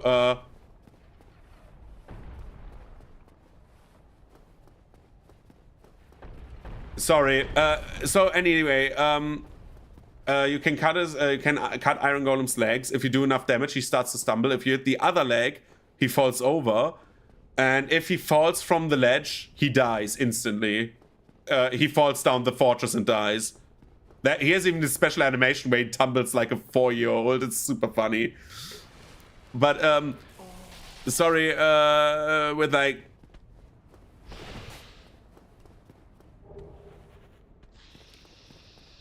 Yeah, but it is actually like, so what was happening, right, with Horikoshi? So going back to that, because now we're at the part where I just grind stuff. Horikoshi had or has a very, very bad or has like a bit of like health problems. Always had. He had sometimes where he needed to take a break because of his health concerns, and when he was in like the last real arc of the manga, he was let's say it very gently, right? I tried to put it like as sensible as possible. The Shonen Jump was not very happy that he wanted to have breaks. So the only one who like in Shonen Jump, in Weekly Shonen Jump, who can take breaks is like someone like Ichio Oda, who does One Piece, because he's made them enough money, right? And so Weekly Shonen Jump, when like Horikoshi announced he would finish the manga within like 1 year, and I mean like literal year, he needed to take breaks, or he wanted to take a break, and as far as I know, he didn't get it. So what happened was his situation got so bad that year he wanted to take for the last chapters, I think it was like literally like 40 chapters or something like that when he made that statement. He nearly took 2, because at the end he needed to take like regular 3-week breaks to like even like do a single 12-page chapter. because like his health got so bad, and like that was a regular thing between every chapter then, because he was like basically forced to write, and like it got worse and worse. Like you literally like realized, dude, that guy, like he needed to stop. And like the fans were so fucking awful. Like so many fans were so awful. They wrote like fan mail like literally like, dude, he cucked us again by not releasing a chapter. And I'm like, dude, the dude is like literally decaying in front of us. Can we please stop? Like literally. And that is like why like one of the reasons why I really hate the My Hero Academia fandom. Like they was like so insensible when it came to Horikoshi's health, and that makes me so angry as like someone who tries to have as much empathy for like a person as they can. Like the mangaka, of course, we have a transactional like thing where he does the manga and I am the consumer and consume the manga, you know? But, like, dude, that's still a human being. Like, I will not die when I cannot get my free weekly manga fix. Like, there's, like, so many manga out there where, like, you can read it every fucking week, right?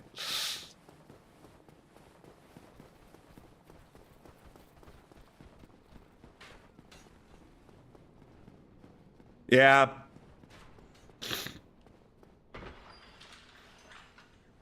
I think so too. Funny thing, when I started to get into High School of the Dead fandom around its early days.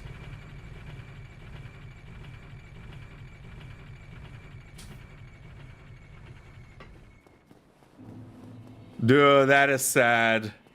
Yeah, I had the same happen, like, well, I didn't have the same happen, but like with Berserk, like that was very sad when that sadly was not happening anymore. So, we're getting the very large ember.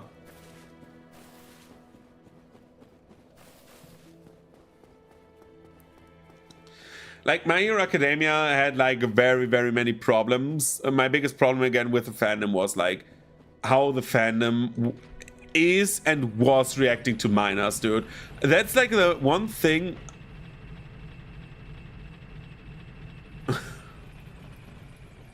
Yeah, I think there is one, right? Who was that? I remember that as well. But like the My Hero Academia's fandom with a fixation of like sexualizing like 14-year-olds is like so weird, man. And like them saying, well, it's an they're fictive, like no.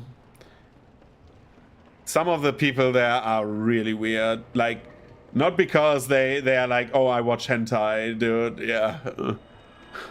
But like they're like, dude, I want to see those 14-year-olds, and I'm like, dude, you hear yourself say that?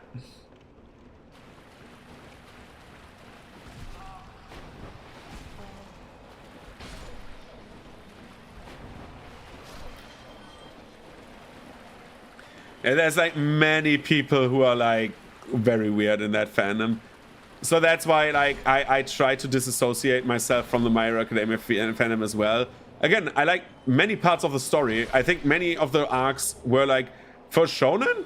Like for shonen that tried to do a classic shonen story, I think it was good. It had like many flaws at the halfway point. There's like so much weird stuff. Like the My Hero Academia fandom is like one of the weirdest, I think, in terms of like anime and manga. There's like so many like weird things happening in the fandom. Blue Archive players, dude.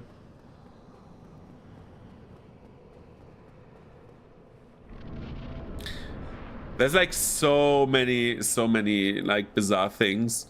It's like it's always weird to me, but well, you cannot change the world. You cannot change these people. It's like it's not worth it, in my opinion. It's not worth the energy anymore. Yeah, for example, you know what I find super weird about Dragon Ball? I'm like a huge Dragon Ball fan. I watched Dragon Ball with my big brother when I was like 6 or 7. Like we watched Z. Like it doesn't matter. We wanted to see people die. Oh god, I'm dying right now. Look. But it was like it's like the Dragon Ball franchise of today, right?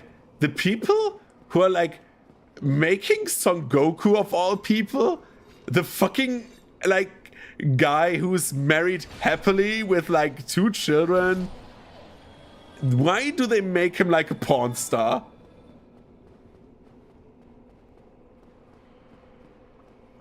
Yeah, I think as much as I enjoyed watching Super back in the day,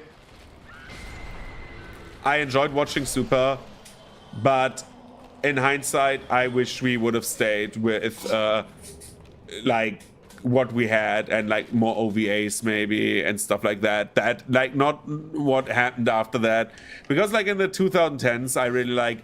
I have to say, seeing like the Super Saiyan forms, it's weird seeing Super Saiyan because Super Saiyan is like to me more special than Super Saiyan Blue. Super Saiyan Blue, I've seen so much Super Saiyan Blue. Seeing Super Saiyan is like, whoa, it's Super Saiyan. It's like so weird. I don't know why it is for me, but like it's exactly that reaction for me. Because I love Super Saiyan. When I see Super Saiyan 3, I will freak out. It's like, oh, it's the guy with the long hair. But yeah, Goku is going through his, yeah. I think it's like the same with what I wish for Batman and Superman to happen. It's like I wish the time, like if they want to keep the franchise name going, just please go ahead in time. Let those characters have their arcs happen, and they like have new characters. I think it would be way more interesting to see like what happens after everything happened and the timeline going a bit forward.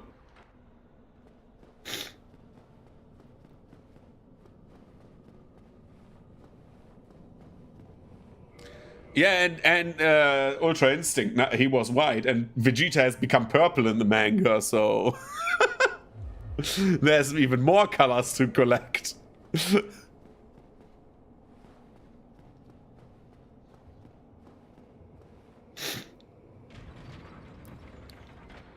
Yeah, it's like, oh, dude, it's like, there's so much Dragon Ball, dude. I literally have like the manga over there, like Dragon Ball to Z, and it's like, dude, I'm such a huge like Dragon Ball fan, but like, it's just oversaturated. Let's say it what it is. It's oversaturation of the market, basically.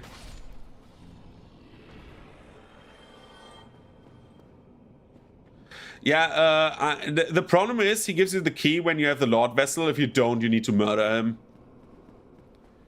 And I want to drain the city. That's how you get, without the Master Key, where you can go to Blight Town without killing anything. You can get to Blight Town early that way through the Valley of Drakes. But that in these playthroughs, I just murder.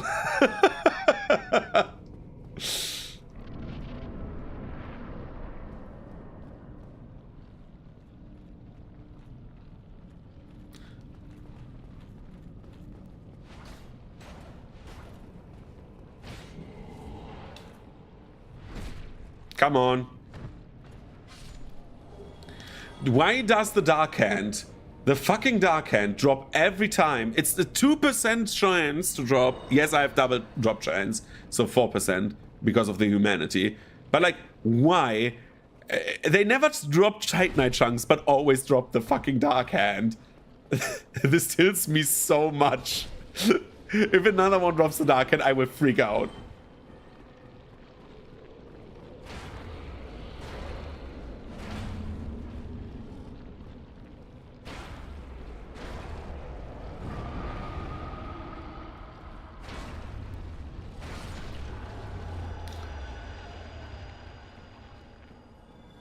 So, so you can basically get 7 Titanite chunks, which you need for like weapon plus 14 before Smone Ornstein.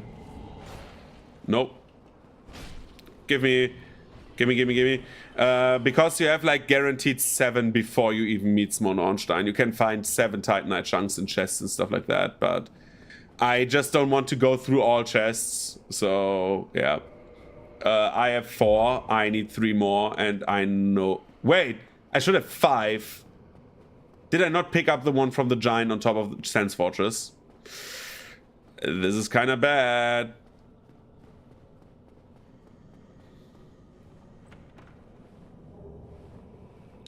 Yeah, you can like you can get a plus 15 weapon. Like I've not been at Smone Ornstein, and where if you drain the water early, you can get a plus 15 weapon before them.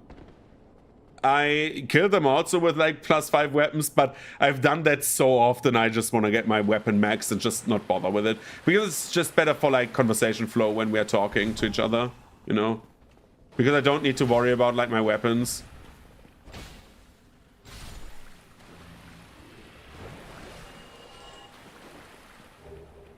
So there's a hidden way over here with like one guy who is coming for us now. We are going away.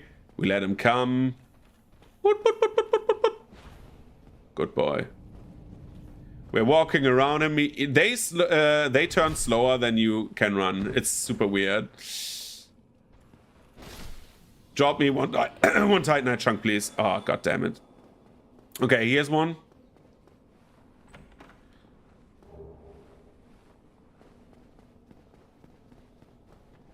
We have 2 chances to get another Titanite slab.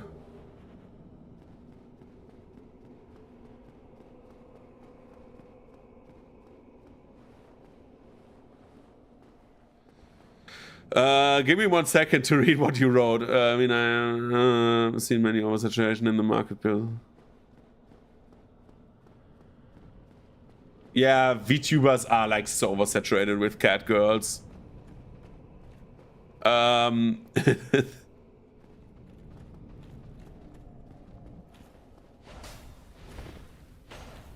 Yeah, this game has like, I think in all runs there's like one area I have not been to, and that is like the area below Blytown. I forgot the name of the area right now. Ash Lake. So we have the 7, by the way, so we don't need to bother with these guys. Where is it? Yes. We should be back at Andre. No, we're back in Firelink. It doesn't matter. So we have 7 Titanite chunk, 1 slab, and we have a plus 15 weapon now because we have the large ember. The New Orlando hood.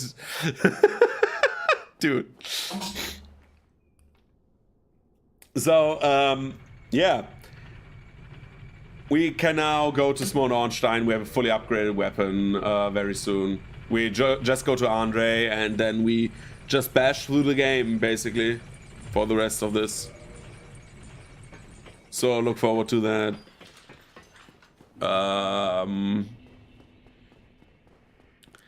Because right now we go into like boss smacking, and then we just increase our dex to 40, so we have max stats on the Zweihänder, on the Claymore. It's not the Zweihänder. The Zweihänder is the next run.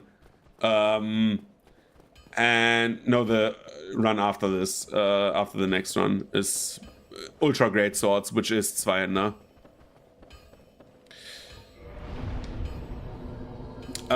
So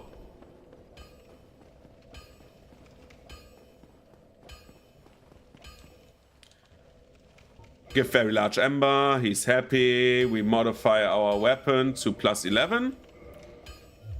And then we reinforce to plus 15. 1, 2, 3. And Titanite slab, bang. Fully upgraded weapon. So, we can level up our stats. I think once. And we take either more dex or more health. I would take more dex because more damage is always good.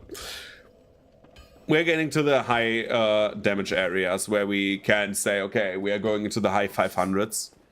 And the Claymore is really fast, so that is like the fun part. The Claymore is like not a slow weapon compared to like the run yesterday. This is not slow.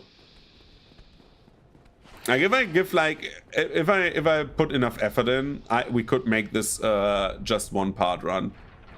Then I just need to switch the ward name, but yeah. Again, Wednesday, if the weather is nice, tomorrow, well, either tomorrow or on Wednesday, we're doing miniature painting. As I said before, today it was not possible, sadly. Weather was so shit, like, if I prime my miniatures now, because now, all of a sudden it's sunny, as if, like, after Zeus said, okay, fuck you, fucking, like, I don't know, sun god, Greek sun god would be...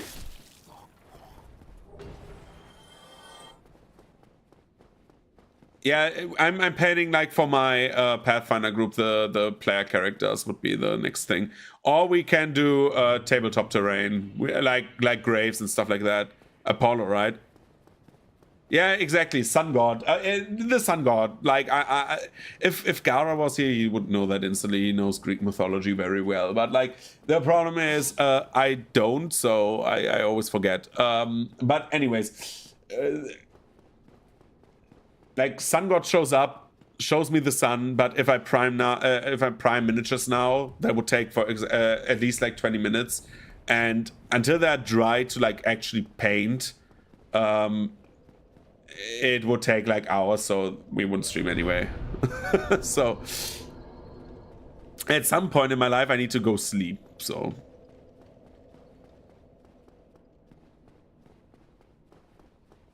And then it's Apollo.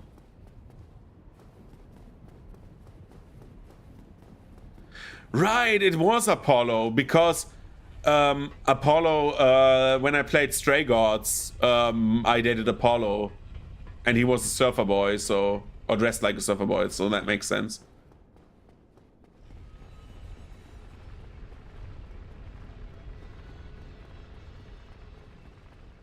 Stray Gods was a fun game.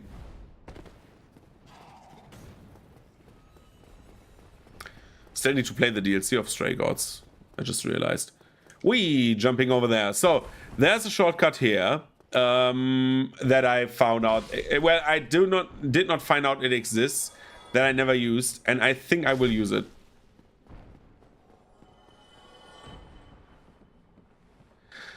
Dude, I'm not that big into Greek mythology, to be honest.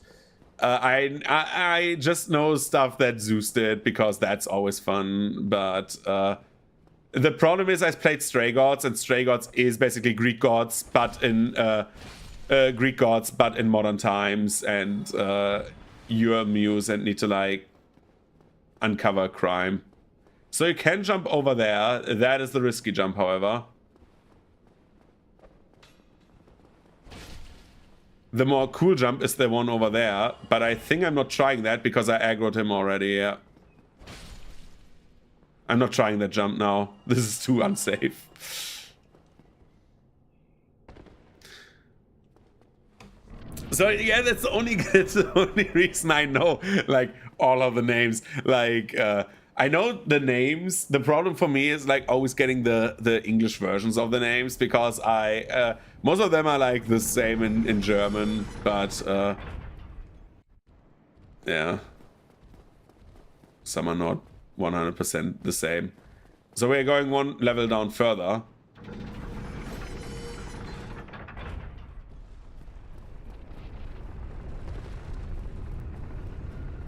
I learned that today by watching a speedrun. Whoa! Why did my character start flying?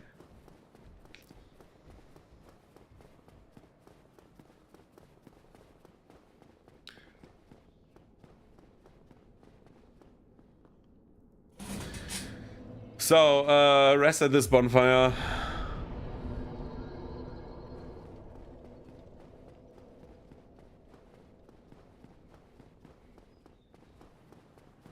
I mean, that is kind of true, right? Like, most problems exist because Zeus fucked everybody.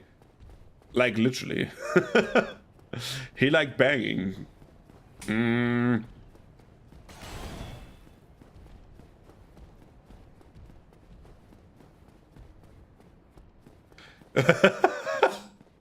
Dude, it's fun that like I wish I could play this game for the first time again. Dude, that was so... The first time in this game was fucking magical. We're getting the great magic weapon again.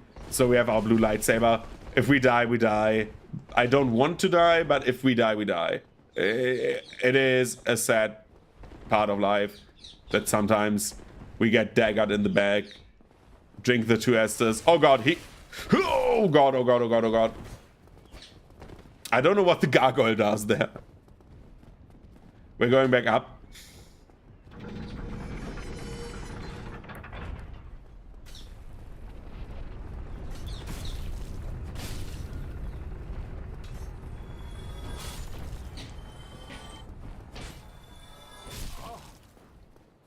Okay. So down there where I was before, there are like 2 bosses that are optional. We will do them this stream, like, easily, because we do Smone Ornstein in like 2 minutes. If everything works alright. And don't forget Poseidon, that sick son of a gun looks at his sisters with zesty eyes. Dude, the Greek gods, like, the Greeks were like crazy. They had like, dude, they were like dirty-minded as fuck.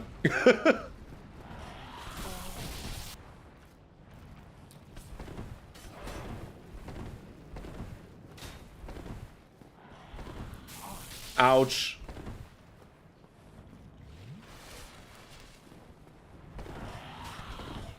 Okay, we are going back up. And here comes the fun part. So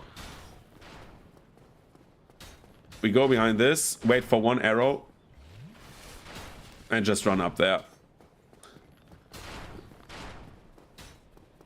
The nostalgia has every fucking time. Okay. Woo. Let him come.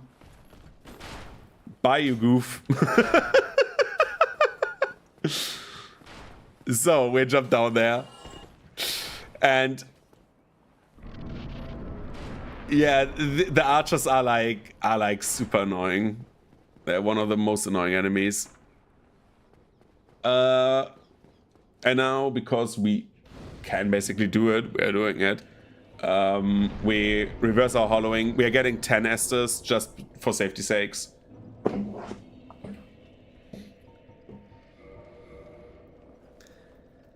I just don't want to die and just like do the run again. It's just so unnecessary. I have like so many humanities.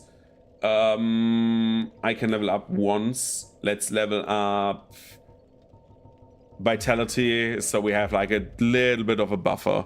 A little bit. We don't need a giant buffer, but like having a little bit never hurts. So look at this guy. Oh, he tricked me. That's what you get. Dude, he mixed his attack up. He was like, oh, I'm doing the stab. No, I'm hitting you. Yeah, dude, it's like, I wish I could play it for the first time again. Like, I love this game with all my heart. It's such a fun game. And sometimes it doesn't feel like that because I'm playing this like for the, what, 20th time, what feels like in the last few weeks. But it's like, I think this is like one of the games that I could run every fucking day and I would not get tired of it. Like, I would do, like, if I would not stream this, I would just listen to an audiobook right now and do exactly the same thing. Like, literally. It's just my cooldown game.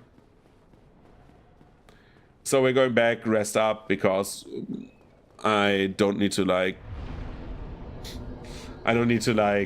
risk anything. So here comes a cool shortcut, which I also did on a dance pad, which was really exhausting to do on a dance pad. So you can go here and do a jump, and you land down there. And you skip the entire mansion.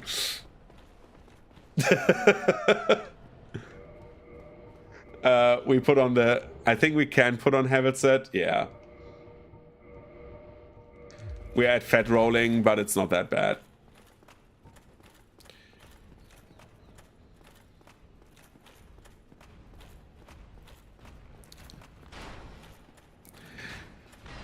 So, we are buffing up. I like that DS1 feels a bit more slow and more like grounded. That's what I like about DS1 so much. I like the slowness, I like the clunkiness, because everything is a bit clunky here.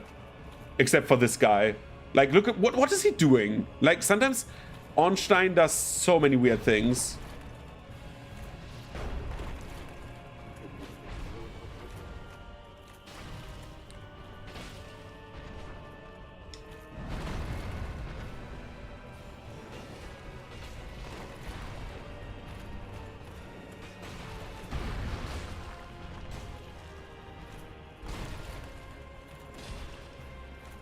Ornstein is dead. Drink the 2 Estes.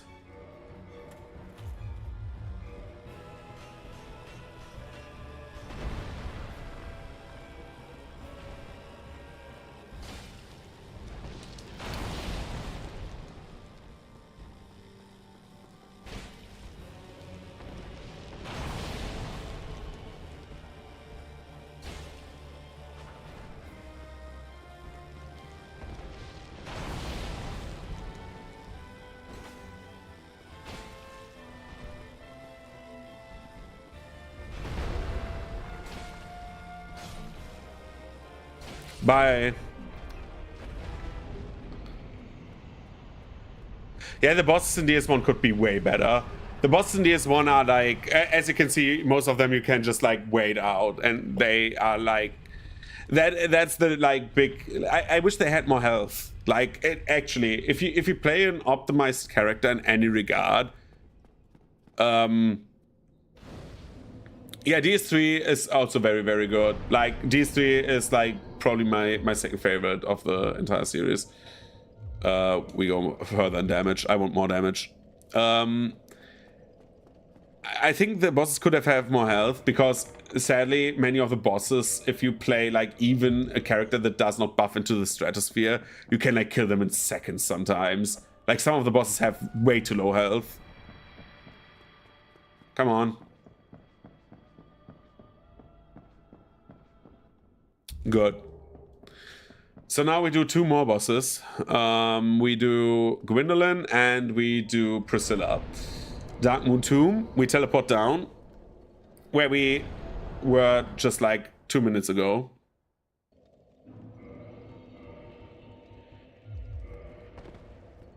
We don't rest at this bonfire, because this asshole over here sends us to another bonfire when he kills us. We are just trying him. He's not a hard boss fight. I need to tune Greater Magic Weapon. That's why the fight took longer than it should have. Well, doesn't matter.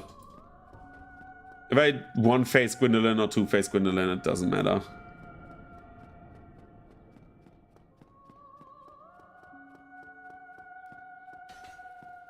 Like this, what is this boss fight, for example, right?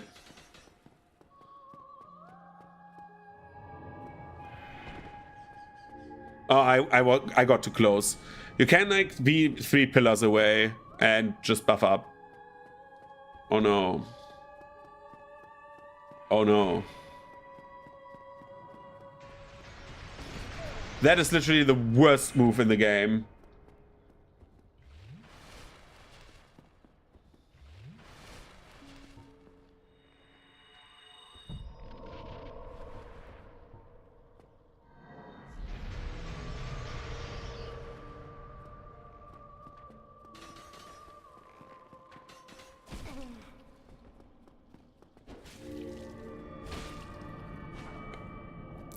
If I didn't get clipped by the arrow, he would have been dead now.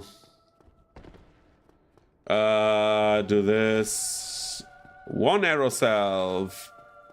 2. Do you want to do again? Yay. 3. 4. And you're dead. Okay. Here's another fun fact. Femboys were in the world since the early ages of Rome. One of the council members.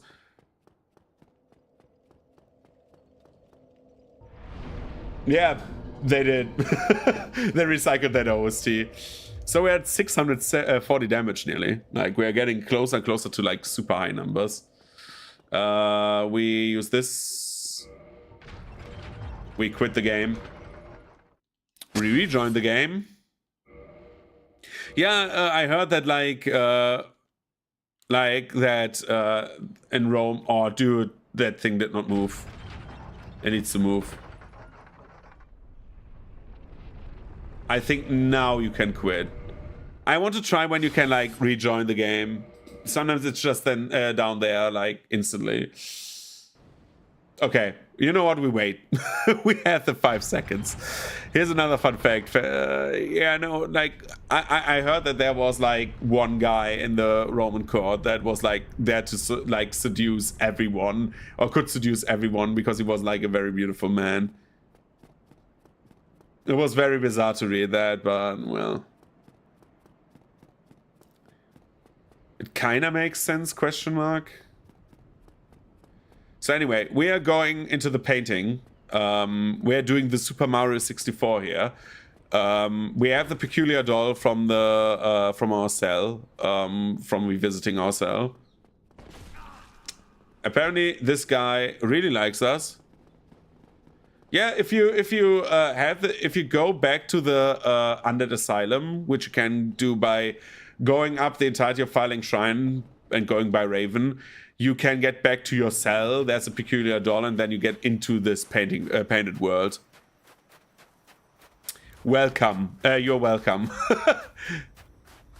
And here's a lot you can actually discover. Like, there's a lot of stuff in here. It's not a giant level, but it's fun. It's like a small fun level.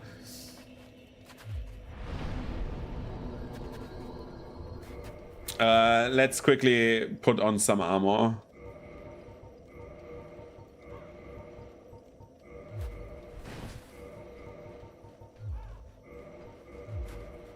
Just having something on is just good.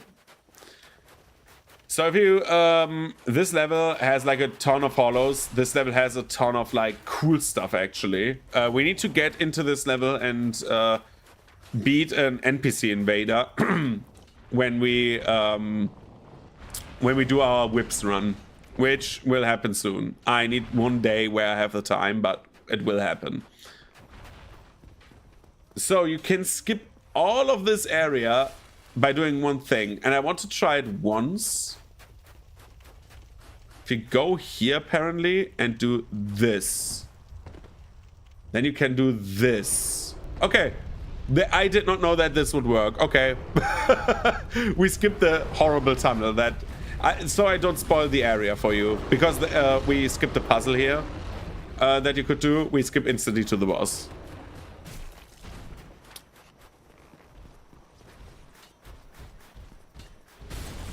So you can basically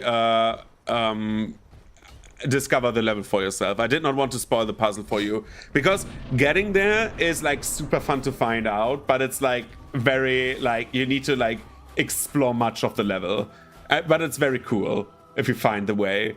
So it's great that I don't spoil that for you. So I forgot to buff up to change my magic weapon again. I need to do that at the next bonfire I am at. Like, remind me, please, if I forget again. So this boss has a gimmick. She has footsteps. You need to find her while she is invisible. She does not have much health. She deals a bit of damage and walks after you. And if she procs the bleed, that is bad. But since I deal so much damage, she dies quickly.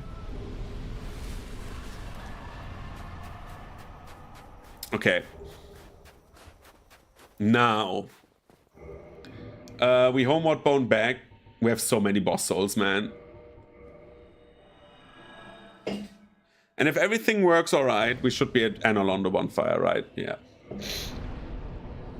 We're getting close to the 40, the legendary 40. Which we should have. Let me think. Where do we go? We have done Priscilla and Gwendolyn, which are 2 optional bosses. We have done Gaping Dragon, which means we have done all of these bosses. We haven't done Moonlight Butterfly, and we haven't done Sith. We can go wherever we want. So the next place I would love to go would be Nito? Filing Shrine is first. I have an idea. We need to see if we do at some point the Seath skip. So you can skip the first encounter with Seath. It's basically abusing the level geometry. It's not glitching. You just need to make a very precise jump and not die. And then you can skip that one encounter, but I've never done that. I think that would be like a fun stream on its own. Like just doing like some skips and stuff. Hi.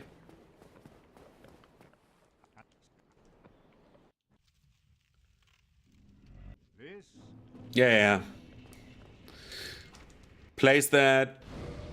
Teleport out. This is way faster.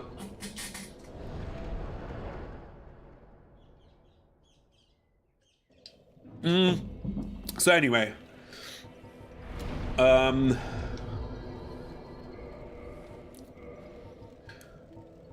think we have a night set.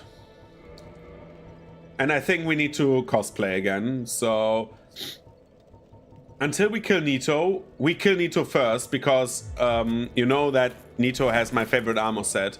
And I used that armor set except for Havel's. The nipple mark is back, yeah. So don't worry. So just don't you worry that I use the same mark all the time. You can take the inlay out. I have like 5 inlays of this.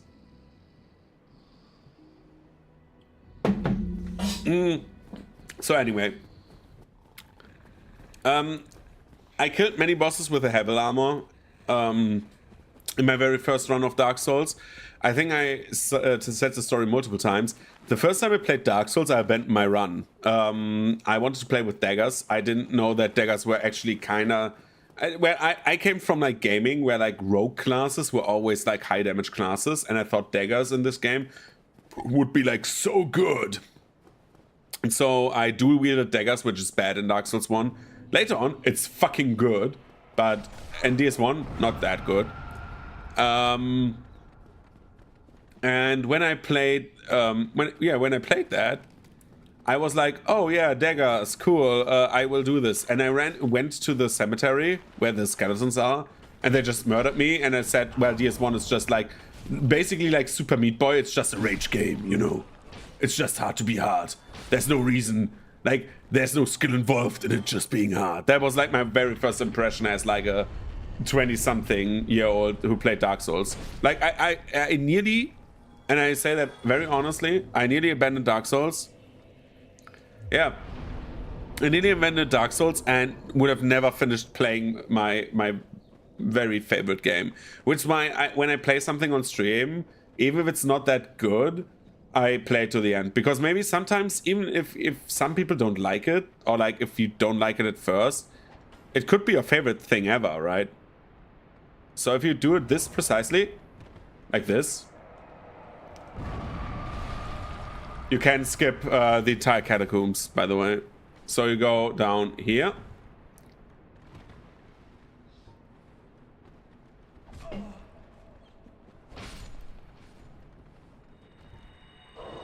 And now we just need to survive the bone wheels. We're not, of course, taking summons with us. Summons are not allowed. Or I don't allow summons for myself.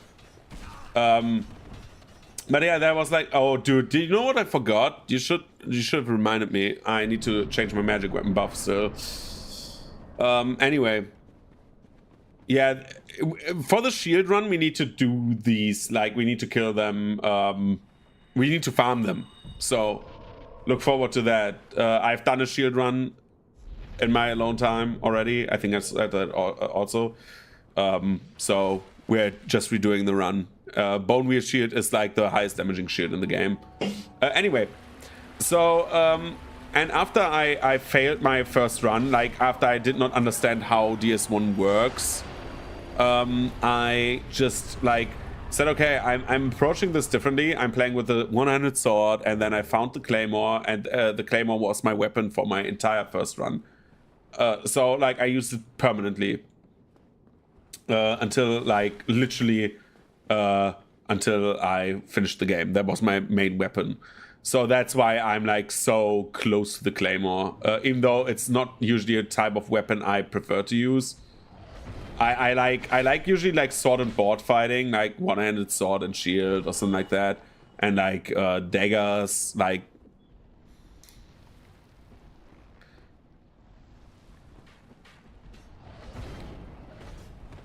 Yeah, my favorite weapon type in the Souls games are the polearms, so like halberds and stuff like that.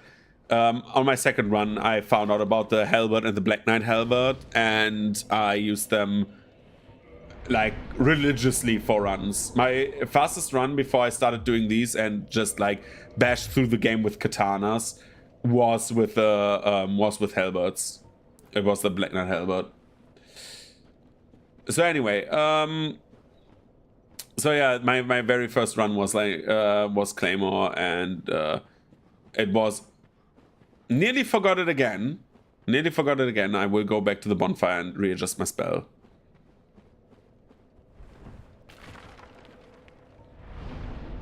Dude, it's like play with a weapon you love, right? That's the most important part. The weapon you like and that you can play with the best and kill bosses with, that's the weapon you want to get.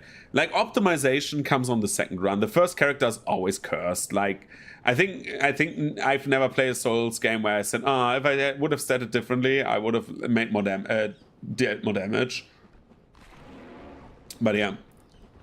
So that's why the entire like gimmick weapon runs that I'm doing right now, right? The entire thing with like we're just using one weapon started with my beloved daggers, because I said, okay, now I'm far like better at this game, and now I understand that daggers are like actually kind of good and how to use them. And so daggers was the first run we did, and will be also a repeat run because we actually did not do everything with daggers. Yeah.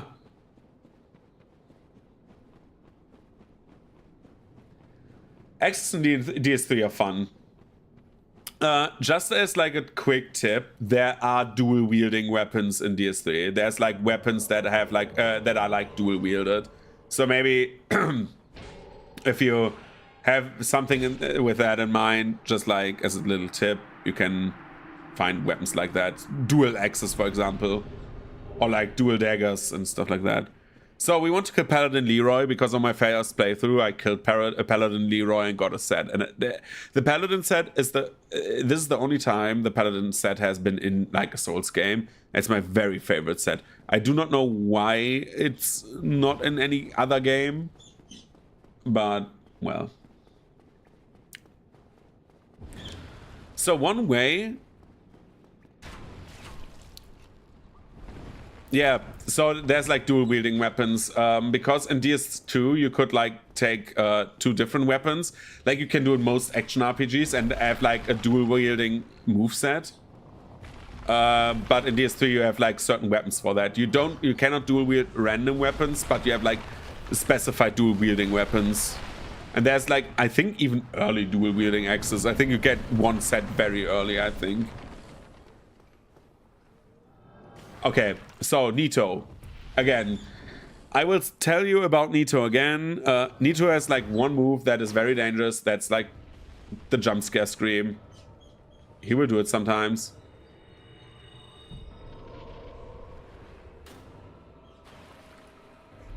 If he does it, there's like an easy way to block it.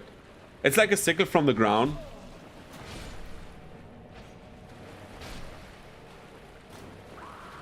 This one, you just two-hand block. Huh? Okay, that is the first time. Okay. Apparently it does not work. It does not work with sword then. Because this block animation looks also very different.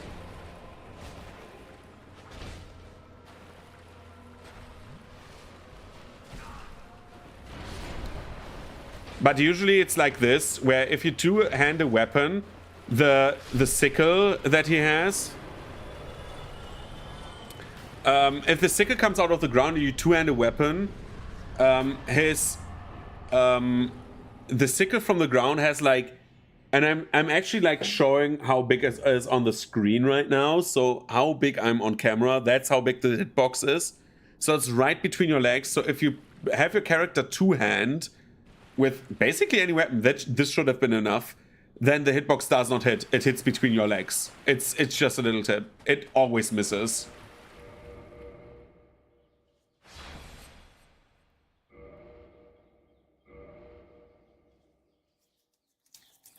You just need to stand still and wait with like your weapon two-handed. So here's the Paladin set, because we killed Leroy, and now we put it on, no matter how big our load is. I just love this set, man. This is such a cool set.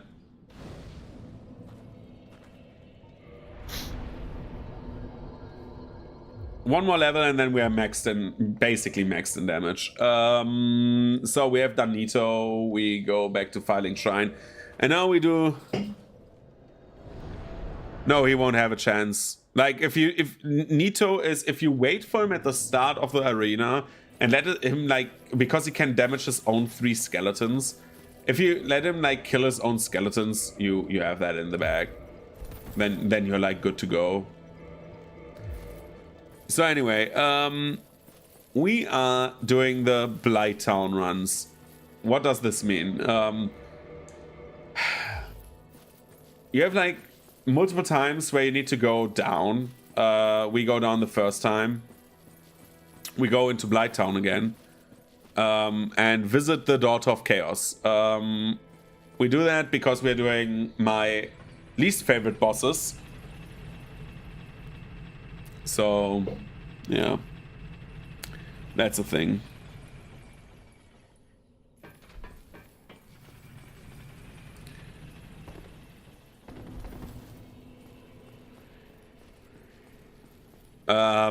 We do the worst of the worst. So, as we've been here like multiple times today, I don't need to reintroduce this area. This is the backwards entrance from Blighttown. Or like the exit if you do it normally. We'll go back up again. And there's like a quick way down there, which I also found out very like... Oh. Today we learn what happens if you do not get that roll. Because the last few times we did that, we could just easily do that. Well, since we died there, we're not doing Blighttown. We're doing Analondo quickly. We're doing Seath. Seath is easy. Then we can do like a thing about 4 kings, and then we can do Blighttown. We need Seath to get to the DLC anyway, so... I will quickly get the...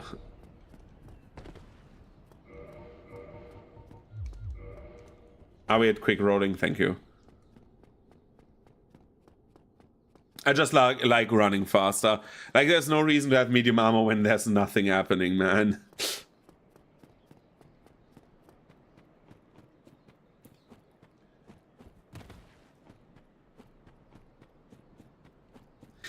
For the boss fights, I will put on the armor again. Yes, I think there's one armor. I forgot which one it was. If it was Hevel's, maybe. I don't remember. But there's like one armor where you cannot do that, no matter how much you have in endurance. But with Hevel's, you need enough endurance and both of the weight reduction rings. I don't know if you need the Father's Mask from Pinwheel. The Pinwheels that you fight before Nito, they can drop the Father's Mask, which also reduces equip load. So, or increases equip load. So you can have like 100 something. There's like actually a build with the Giant's armor, which is, in theory, if you have the Giant's armor, it has more armor if you fully upgrade it than Hevel's. The Giant's armor is the best armor in the game in terms of physical reduction.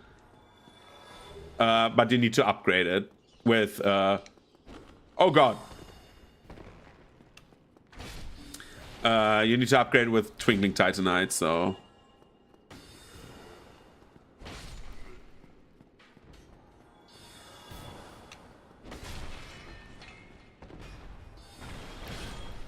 So, we get the pendant for the DLC.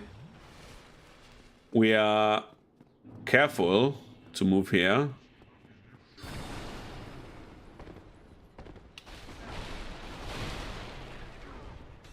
These guys are super dangerous. These two archers here. No, you can get it in Anolondo if you are in the church. And you go to the opposite side. There's a giant blacksmith that can sell you Twinkling Titanite, I think for 4,800 souls a piece. Unlimited amount. So you can get like your boss weapons and stuff like that, upgrade to max rank very easily, because there's weapons that upgrade with that, and they just like need Twinkling Titanite.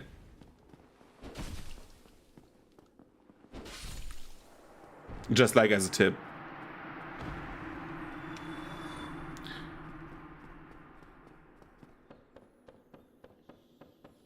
Oh look, speaking of the devil, here's one. I could upgrade the paladin armor, but, well. I put that on because it has very high resistance against curse, I think. Yo, Seath.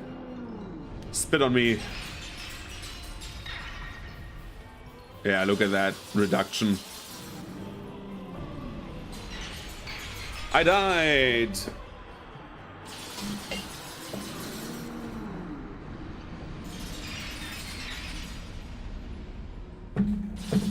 So, donk, key. Dude, why did I have a voice crack? Like I said like key. We are going down. I'm yelling timber. You better move. You better dance. Something like that.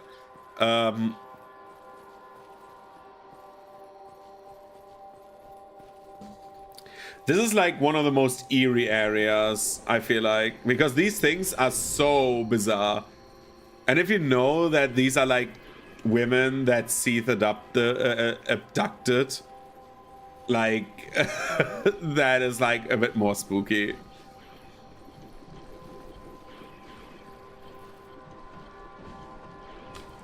Design-wise, I think Duke's Archives is my favorite area of like the post Simone Ornstein. Let's do this.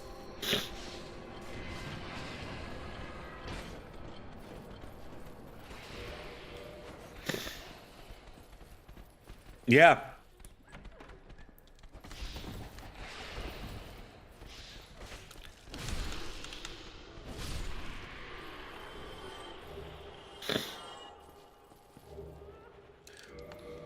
The Flamberge would... Dude, do we upgrade the Flamberge? The Flamberge is a great sword that scales only with strength, but no, I have like the mixed scaling.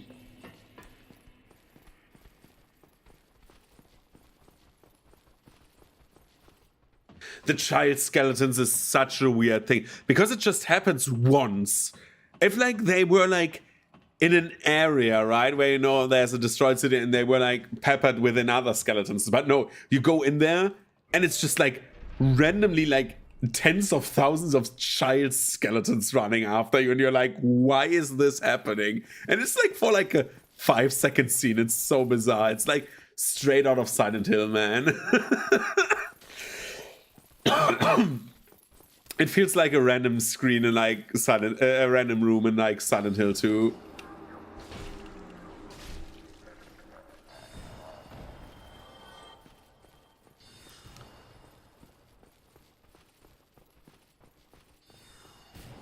Look at this.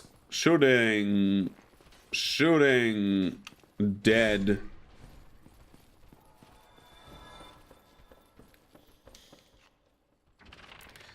So this puzzle is incredible.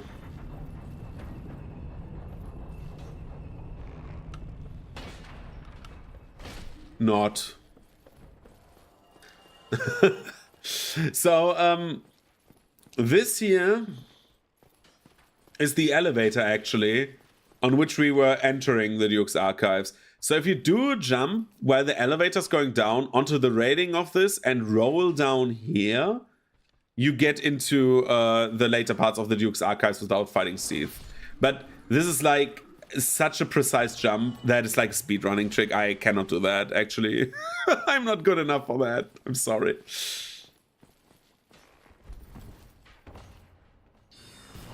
Ow.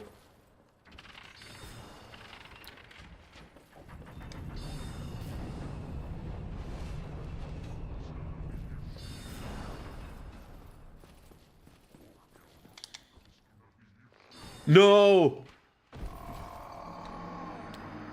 I hate this. That was so dumb. I mispressed. I jumped. I didn't want to jump. You can jump on the side there, but I don't want to jump. I didn't want to jump, man. God damn it. Well, it happens. Climbing up the ladder.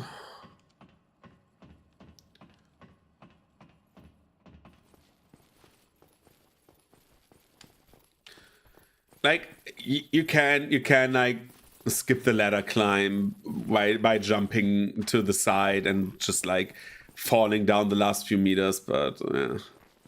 Now we need to do the entire part again. It's not bad, it's just like... Did he? No. If he would have dropped his staff, I would have been like so happy.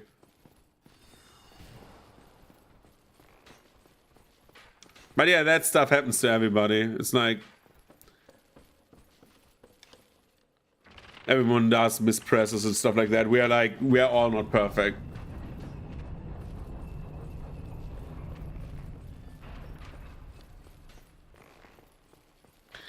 So he shoots there. I go left. And then we are up and away. Close to where we want to. Whoop. Roll, roll. Ow, ow. That fucking guy, man. He hurts like a truck.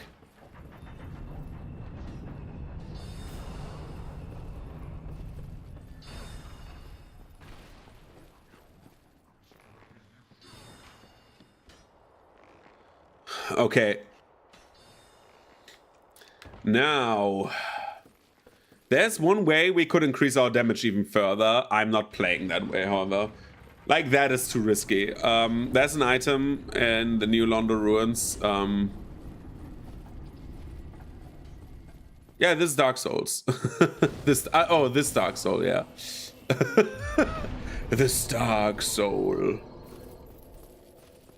Show it to me, your Dark Soul. Anyway, there's like the red tear stone ring in New Londo, but no, I'm not playing like in like basically one hit range to die.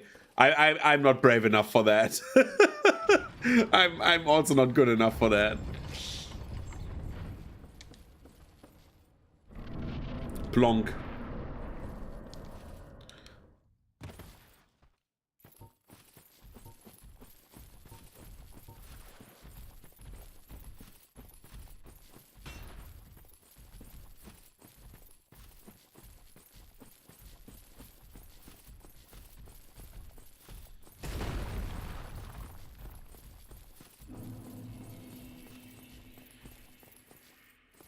Okay, yeah, Dark Souls is super fun. Sorry, if like these are like I'm just doing like just fun challenges for myself, like playing with only one weapon type and stuff like that. There's like more fun to this when you do it like for the first time or don't know the game. It's like it's a very fun game. It's my favorite game of all time. I've played this for hundreds of hours already, so like this is just like me running through the stuff that I already know. So yeah. So this level has a gimmick, which apparently is me getting one shot. Holy shit! What was that? Well, happens. So this gimmick has this level has a gimmick. It has invisible bridges. There's a bit to explore there. We won't need to explore there because I have everything I need for my run. Like the rest of the run is very straightforward. We're just like killing the bosses and are happy.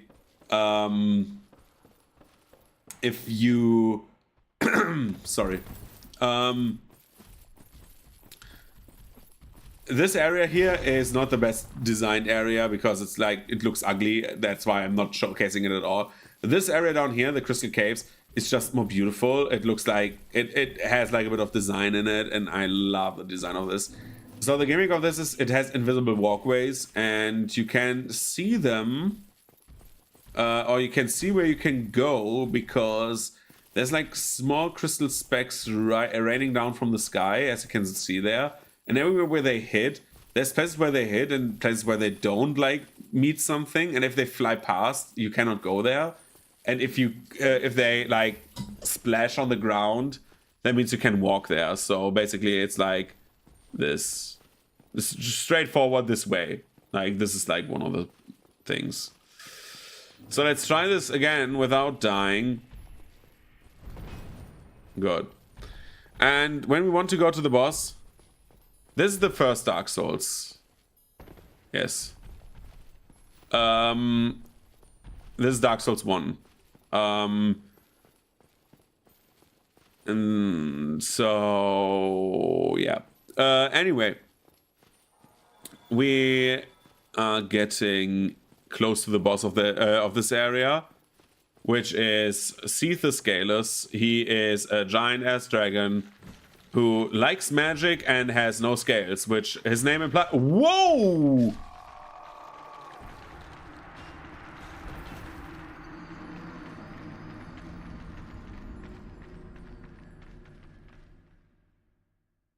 Really? I have never seen this before. This is a first for me. And I said that like the last few runs as well, but this game, for whatever reason, becomes more and more janky the more I play it. I don't know why. This is like, what? What happened there? Dude, this this run could have been probably one of my fastest if this wouldn't have happened.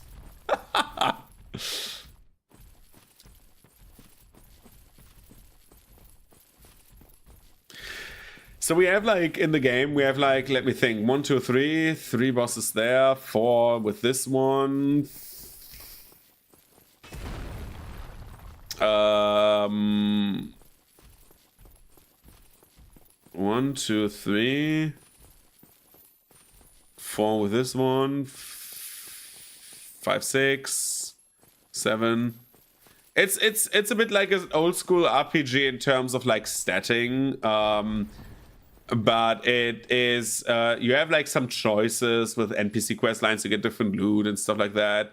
But it is also very much action RPG. So you have like dodging, active dodging, you can block. So if you've seen like Elden Ring gameplay anywhere, it's basically very similar to this, because this is like, Elden Ring is basically Dark Souls 4. There I said it, like, if you ever seen Elden Ring, it is a very fun game. The world is big. It has very linear parts of the world, I have to say that. But other than that, the world is kind of big. Very interconnected. You get from one area to another very, very fluently. Dude, I don't know what these enemies want. They want war today. Nope. One guy is in the room.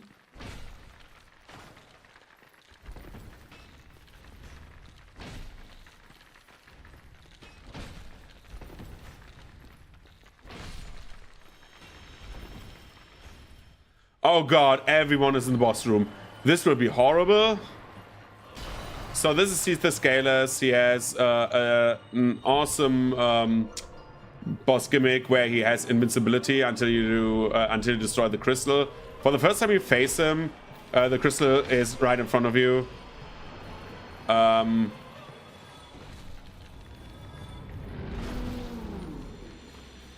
yeah.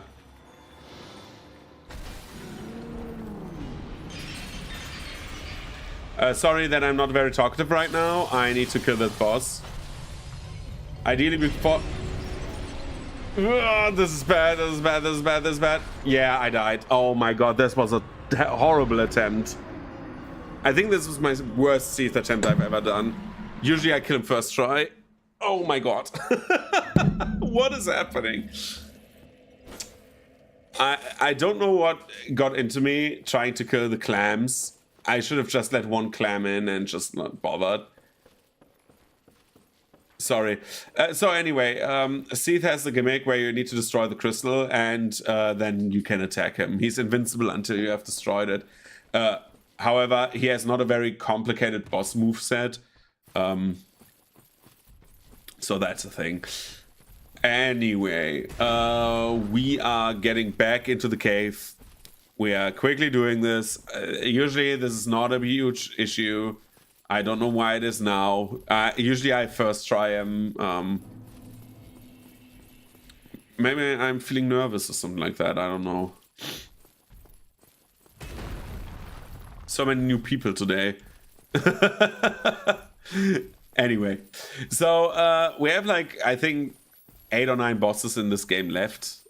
These will, however, like go by very quickly because most of them are back to back, and I can teleport to different areas. So we're getting there very soon. Yes. Anyway, how late is it? It's, dude, 9 p.m. already. Jesus. How long are we at this? 2 hours 45 minutes. So this will not be the fastest run I've done. It could have been easily the fastest run, but I've died this time. Like this stream, the early game, and now I've died so many times, and I do not know why. Like so many times.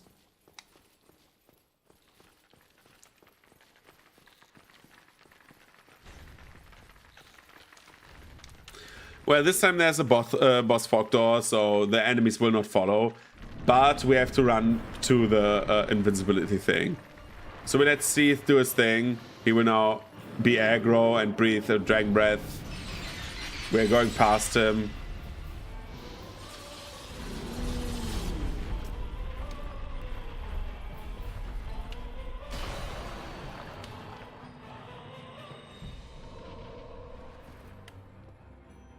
He needs to turn around now.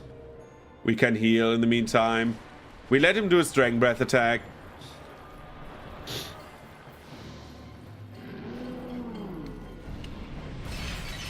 And now we wail on his, like, on his nice belly button.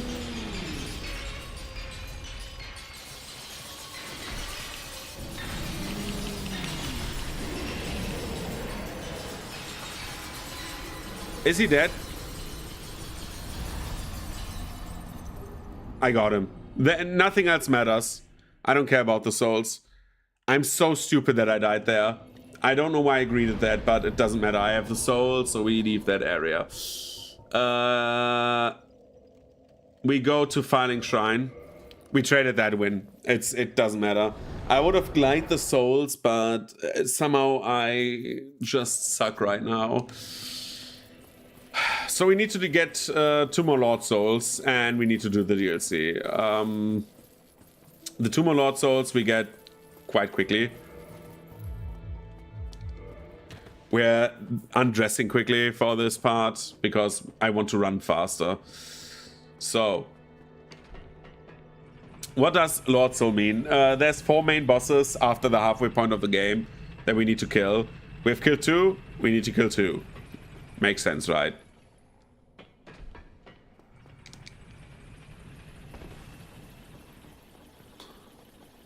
I stream them at the moment very often. Souls-like games are my favorite games, so yeah. Like when I get the chance, I play them. I played, for example, well, now I'm playing Dark Souls 1 very often because I want to do a run with every weapon type. I played a bit of Elden Ring Night Rain on stream. I played an Elden Ring run in its entirety on stream. Like I did a lot of streams on Souls games. I played Neo, which is a Souls-like. I played The Surge, which is a very good Souls-like, and I can recommend it everyone. Like, The Surge is really good. It's really fun. fun German game out of my home country of Germany. Yeah, I love streaming Souls-like games. I love streaming RPGs. I also like playing turn-based games. I played XCOM a few weeks ago. I plan on doing XCOM 2 as a challenge run. I like doing challenge runs. That's also something I do very often.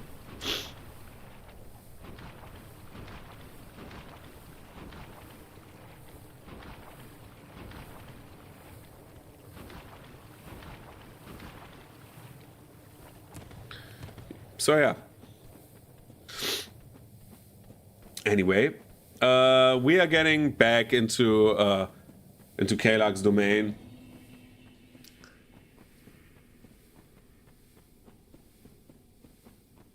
And we're doing some cool stuff, you know. We are going through that old boss arena here. And get to Kalak's sister. Kalak's sister is nice and gives us nice bonuses if we join her covenant and be good. And she has done nothing wrong, so we kill her.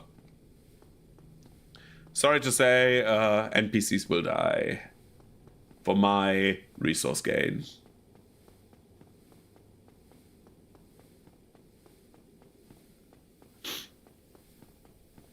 We just rest at a bonfire once, just so if I die, I don't need to do the entire run back. And I can teleport there, even though she's gone. Like this. Whoop. Yo, hey. Bye. What have you done? Why, you monster! Okay. So, regardless, we are going down this way.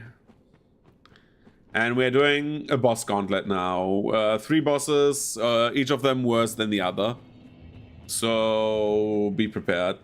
The first of these is the Demon Fire Sage.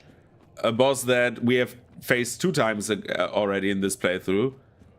Just like this time he's on fire. That's the only difference. Like he has like I think a little bit more health than the other guys, but yeah. Well, then the first guy definitely, but the second one is basically the same boss in function.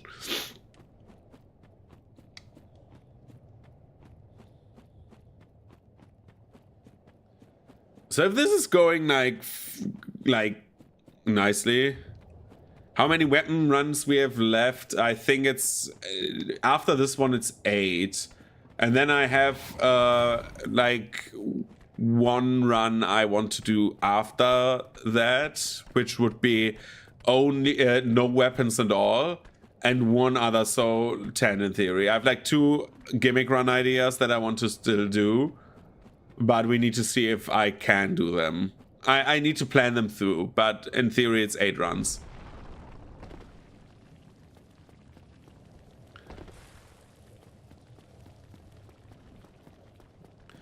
So we are skipping everything here. That is, by the way, another boss that we will soon meet. But not now. That's not the next boss. The next boss is back there, and we are running towards him. Not this guy. He's just the bodyguard.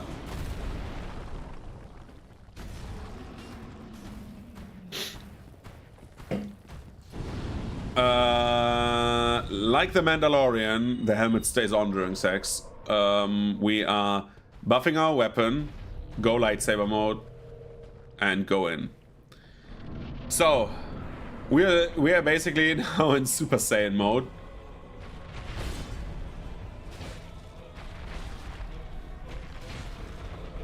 And this clown is just ass stomping on us.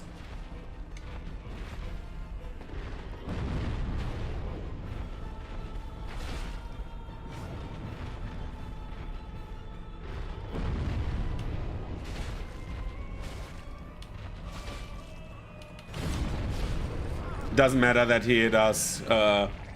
We have killed him. Good. That was the first of the bosses that I do not like. Now comes the next one. Our sword still is glowing blue, we are glowing red. These are the two buffs we have. One of them, the blue sword, means that we have is the great magic weapon. That means, as the name implies, the weapon deals magic damage now. The other one is power within. That is basically, imagine a buff to all your stats. Basically, power within says, okay, you take less damage, you deal more damage, and you have better stamina regeneration. So you can roll more often, hit more often, stuff like that. But you lose, as you can see on the top left, 1% of health every second. The buff is now active. It will run out very soon.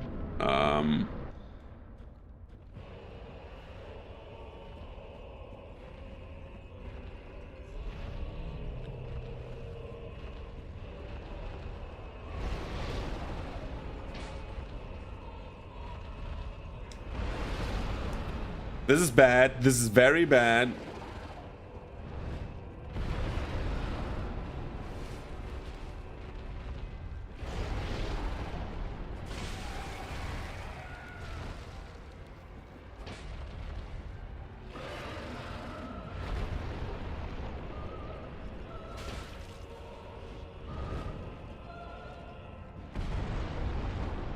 So this boss has a gimmick.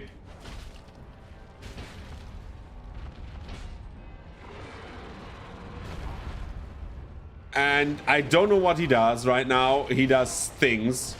I got a ring because I cut off his arm.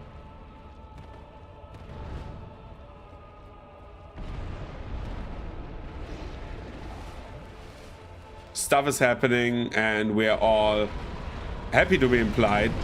I don't know what that move was. I never seen that. What is happening, dude?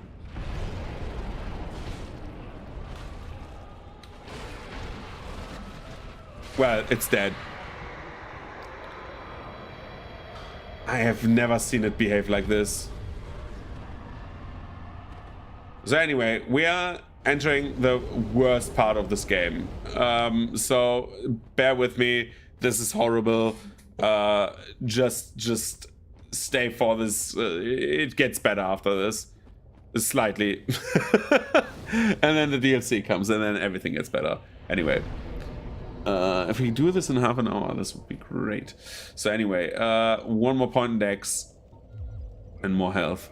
So we are very, very under-leveled in health. We have more damage with this weapon than most other weapons, usually.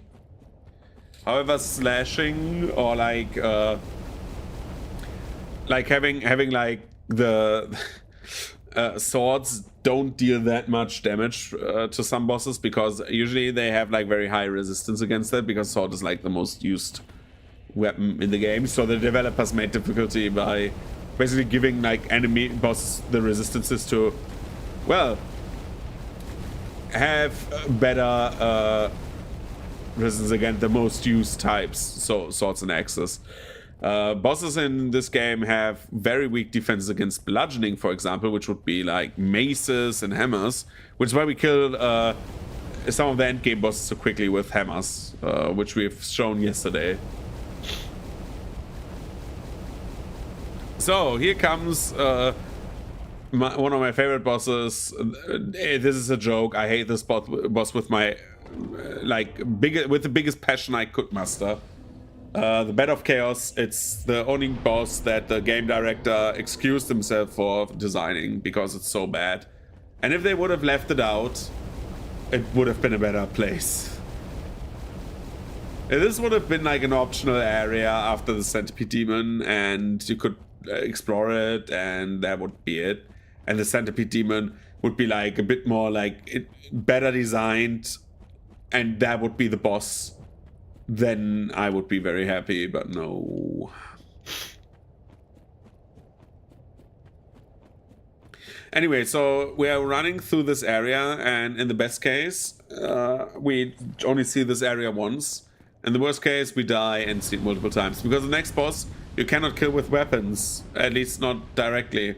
The next boss is a gimmick boss, and again, You may have noticed the like that the end bosses in this game are like very gimmick heavy.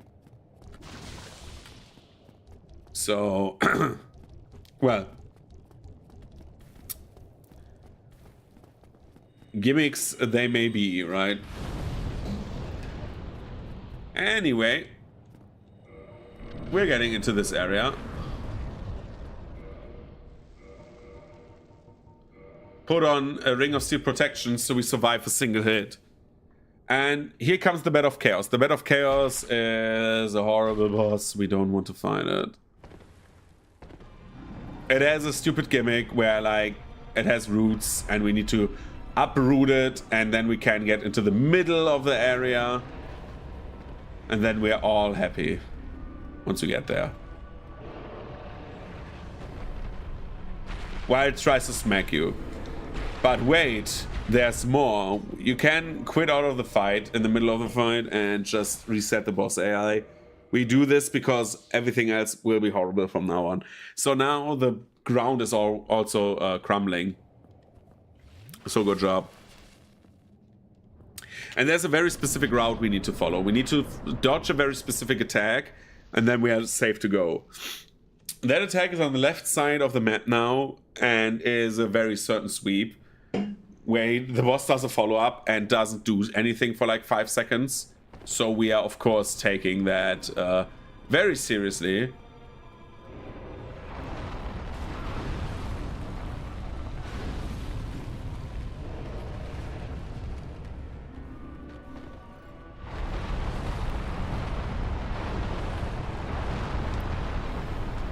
That was the sweep, by the way. It's like when he starts the sweep on the left, on our left, so the right hand of the boss, basically, where he does like whoosh, right? Not the two sweeps where we got hit at the start. Then you know, okay, if you dodge this, the boss will use like a fire spike, which do not see because we are like past it already, and just attack the air, basically. So now for the third time we go in this.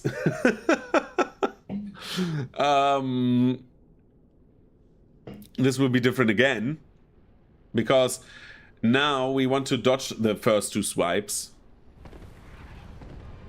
This is the most important thing we can do right now. Especially not doing this. And that is the thing I was scared of, that we die. Usually you do swipe left, swipe right, swipe left, and then you are just happy to be included and just kill the last part of the boss, but well.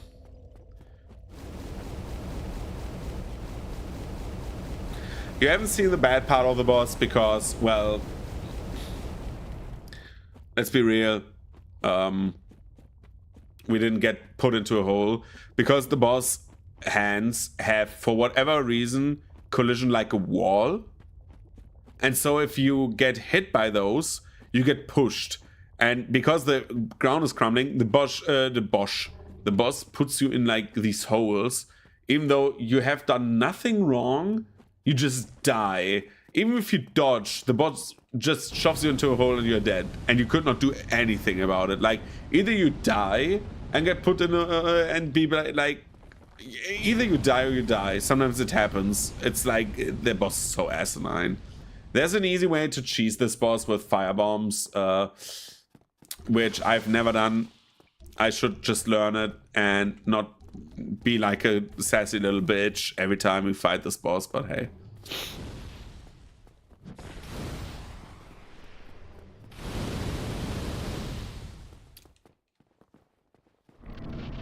So regardless.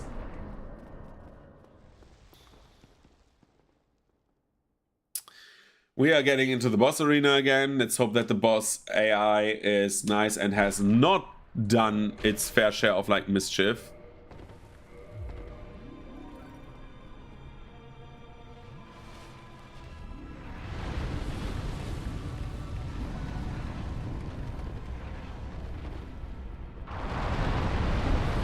You just go down here, wait for the two swipes to happen, and then you go up.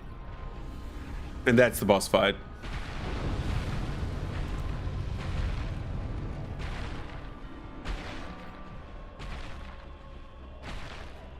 The boss will roar for intimidation factor, maybe. Maybe not. And that is the Bed of Chaos.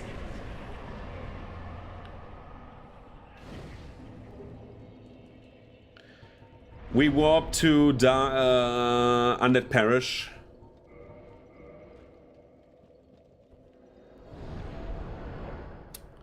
And now we are doing the last optional parts of the game, including the DLC. So, we're getting the Crest of Artorias because I'm lazy.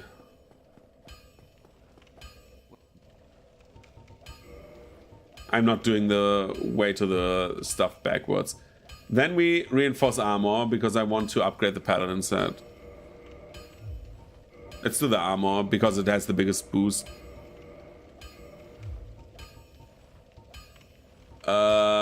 Then we repair everything. We have like so many damaged items, man. We died so often in this run. I think this is the run where I probably died the most often because of the early Blargtown stuff. And I lost, I think, the most souls here. I lost 100,000 souls on the way. So there would be 5 levels in Vitality. So we could get more damage, but more damage is so worthless right now. We are dealing enough damage. We need more health.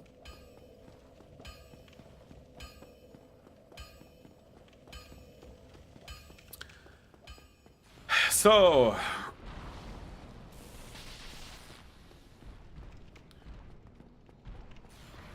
we skip this enemy. We have 2 bosses that are coming up. We have the Moonlight Butterfly, and we have Sif. Ouch. That was bad. That whiff was really bad. Moonlight Butterfly and Sif. So, Sif, the Great Wolf, is a fan favorite. I think it's one of the most beautiful boss designs ever. It is one of the best boss fights in the game if you play it for the first time. Like if you don't do it like as one of the penultimate bosses, basically, like if the last Lord Soul is like the one where you need to kill Sif is kind of easy. Not gonna lie, but like if you fight Sif for the first time, like at an appropriate level. Dude, Sif is such a cool fight. It's my favorite, like one of my favorite fights in this game. Not as good as Artorias, which Sif's moveset is identical to. Sif imitates Artorias' moves, but very, very, very similar in that regard. So anyway, I love Sif. Sif is such a beautiful boss. It's the one, I think, with the only alternate cutscene in... maybe all Dark Souls games. I don't know if there's another one that has an alternate cutscene.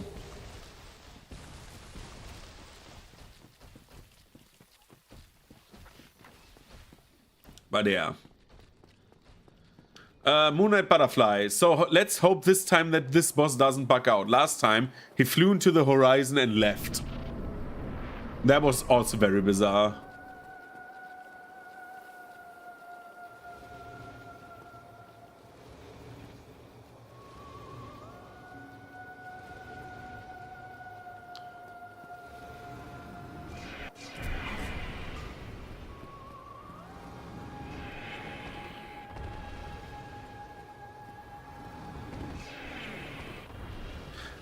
This boss is usually the tutorial for learning how to dodge, because you need to dodge his attacks until you can attack him.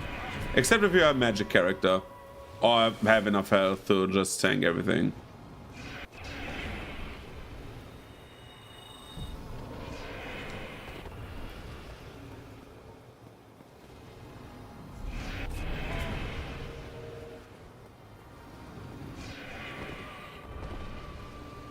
Come down, you big butterfly.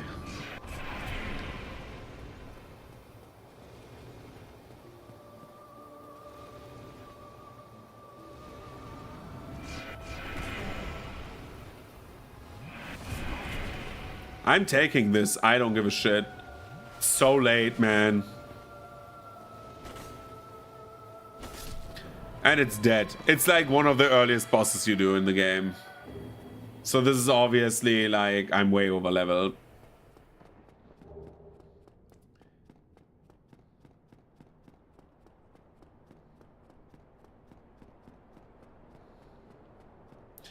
So we are going back up. Do the homeward bound thing, and yeah. We're going back to the bonfire because where Sif is also where we need to go for the DLC. We're not right there, but very close to. Crest of Artorias, let's go. We're going in here. We dodge these guys who are like basically incorporeal. And try to beat the shit out of us until we talk to the cat. Once we talk to the cat, they are like all chill because they are like, oh, he wants to join our covenant. And then we just go. Oh no, he starts running again because I stopped talking to the cat. Well, too late now. We're going to Sif. Sif is the best girl. She has assets that are very huge, and she is stunning. You would see what I mean when you see her.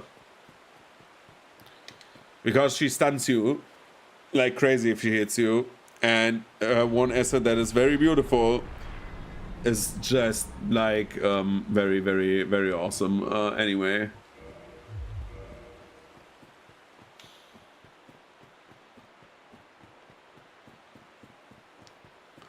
We're going around the grave so I don't forget this. It's the main reason. Okay, Hornet Ring. Because we want that for the final boss. We are doing that before we approach the sword. We pre-buff. And there's Sif.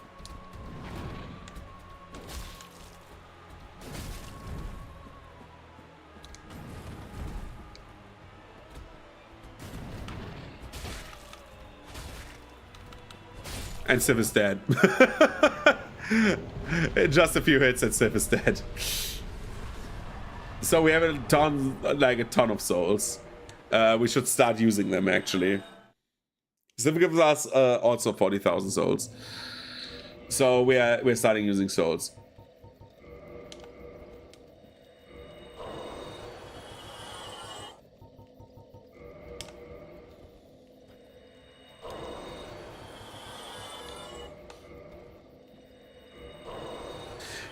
With the boss souls, you can usually make boss weapons. Sadly, boss weapons in this game are okay for the most part, but like the weird thing they decided for boss weapons in this game is that some of them are really nice to have, but they have like very weird stat requirements. And so with the weird stats, you don't want to get them because the normal weapons in this game are also all good. There's like barely very bad weapons, I would say, in Dark Souls. Because you can make everything quite viable. So regardless, we are going back here. We're keeping to the right, as far as I remember.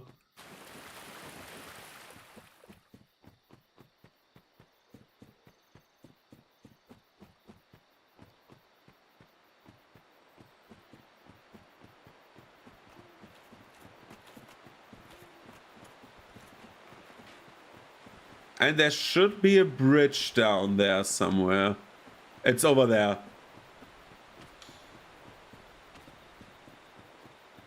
We don't want to go down there because there's cats that will murder us. And I'm not even kidding. There's giant ass cats that will just kill us. So we just jump down here.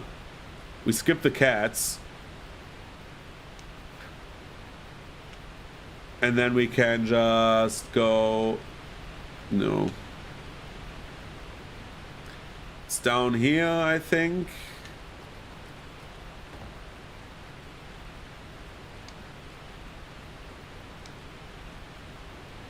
Yeah, exactly. And then you go here.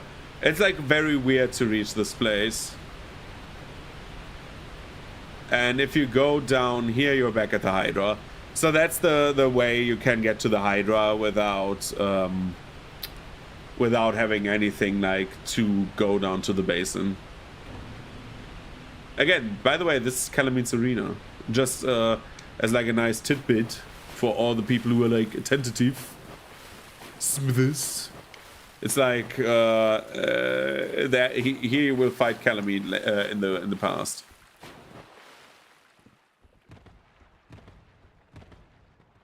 So if everything goes according to plan, we will be able to actually clear the game in this stream before I need to go to bed. I have like 20 minutes. That's like very sensible to like have this be cleared. So I tried out a few tricks this stream, and I think some of them were very good.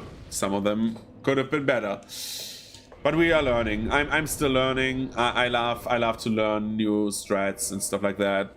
There should be enough souls, I think. Yeah. To level up once, right? Oh my god. Okay, apparently not.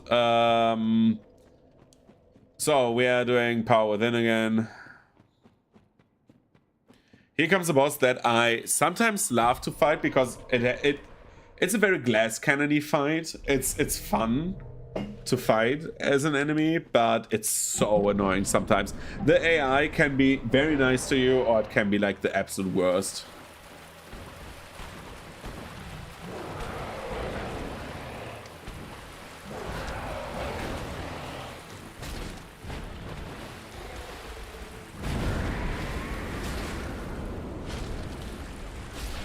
Like this. This was a nice AI fight.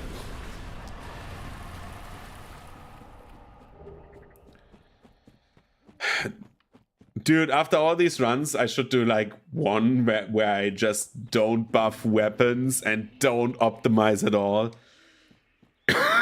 Just to see what happens. Just to see the clusterfuck of what happens. Anyway, we are leveling up again. Doing more health? Oh no. Let's take more endurance.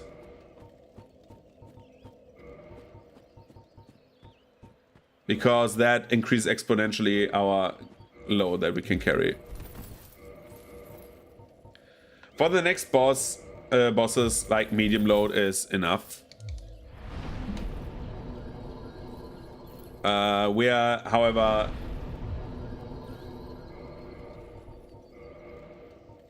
doing this. This will take a few seconds to do, but it's worth it.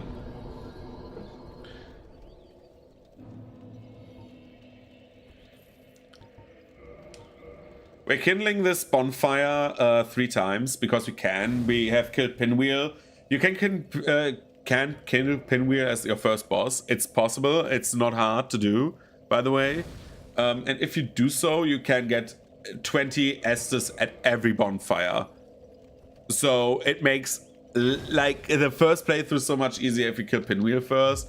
But getting to Pinwheel is harder than like getting to Taurus Demon, because the skeletons and the gimmick with the skeletons is very, very difficult to come by, and getting back up from the catacombs is hell. Like, getting down is easy, you can drop down basically, but getting back up, oh Jesus Christ. But if you have the mask and like everything, you get like such a big boost. So I'm trying the different route now, because this way is way shorter. You just run basically straight forward. It's right there. There's the bridge.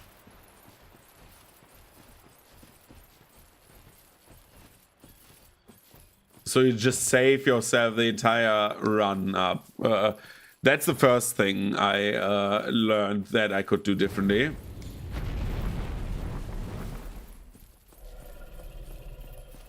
The second thing I learned, which I did not know that was a thing until I watched the speed run, which is weird, because usually I know things, is that you can go right after this part.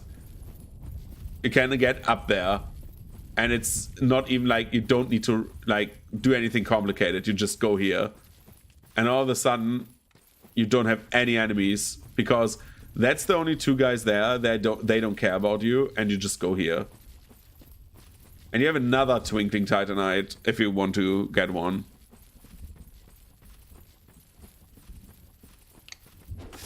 Which I do. Because why don't I want to upgrade my weapon, right?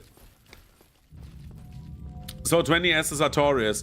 I'm playing this less risky. I could just run for Artorias and beat the shit out of him. And usually that works. But I'm not very trusting in my abilities today. Like after the last few bosses, I feel like I am getting worse and worse, so we're just doing that. So we have 4 bosses left until the final boss of the game. So again, we are like in time. I will finish this stream probably. If I don't have like very bad RNG now and lose every attempt I try this, then I will clear this. So we buff our weapon. We get our Greatsword on our backs.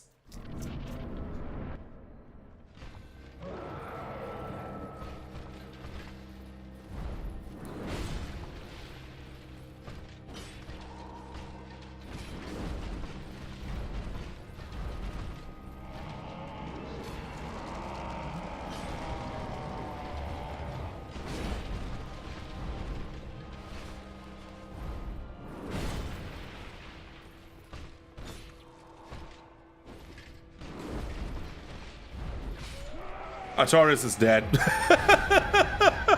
Dude, what is happening to this man? What do I do to him? He's like, it's like literally I'm chopping off his balls. It's like, this is not nice anymore.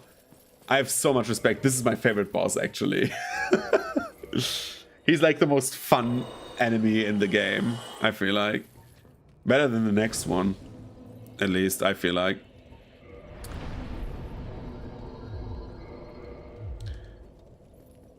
How much would I need to like quick roll? Oh, dude, way too much. I would need 30 more points nearly, and like wait to be able to like roll this. This is not working, bro.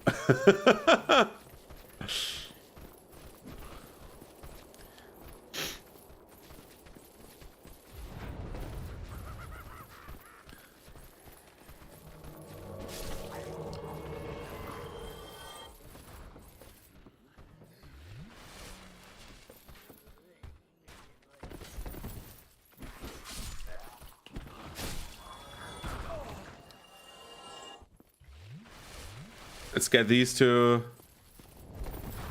Let's take 2 S's, I mean, sorry. Roll this. Hit him. Just so he does not kill us. This guy we murder.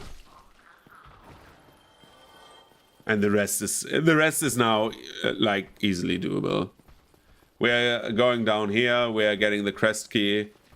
We cannot kill Calamite while he's in the air, so that would be fun with a Great Bow Run, because I think I want to kill him while he's in the air. I've never done it, and I know that there's hidden dialogue if you do. So yeah.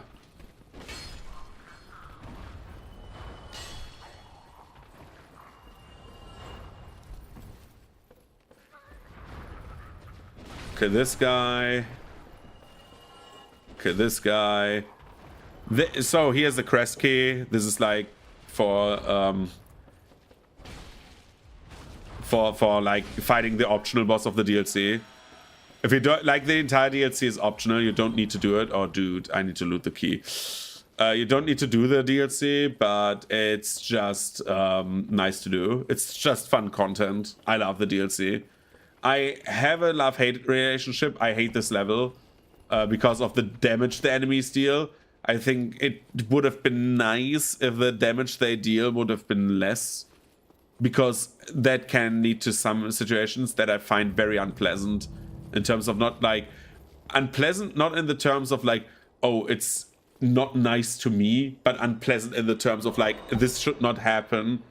because there's stuff happening here that is like just not fair. Like there's 3 enemies charging me right now and 2 spellcasters attacking me. And as you can see, this damage they deal is not little. Like they deal a ton of damage. And that's how you die. And I wear heavy armor. Like this is one of the heavier armors in the game. So it's not like, oh no, you should have worn heavy armor. This is like just murdering you. Which is why I do not like this part so much. I think that one corner is the worst part of the DLC. Like all of the DLC, that is the worst part.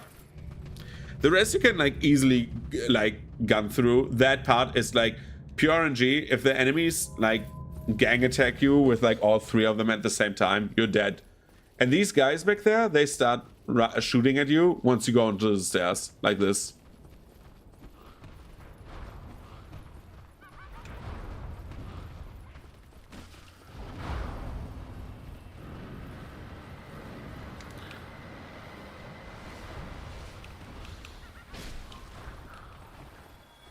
So there's like another enemy back there that is like an unused enemy. Most of the stuff in the DLC was either unused enemies, which were not in the painted world, which was basically the beta level for Dark Souls 1, or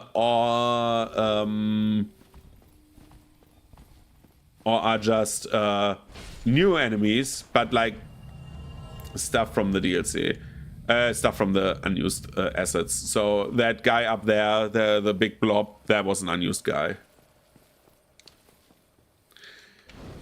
So we have 5 minutes. I was like a bit misjudging on like how long we take, but then we do a bit of overtime. So this is the Abyss. As you can see, the Chasm of the Abyss is kind of dark.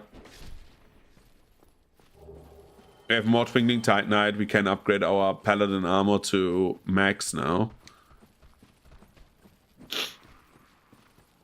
And we can also...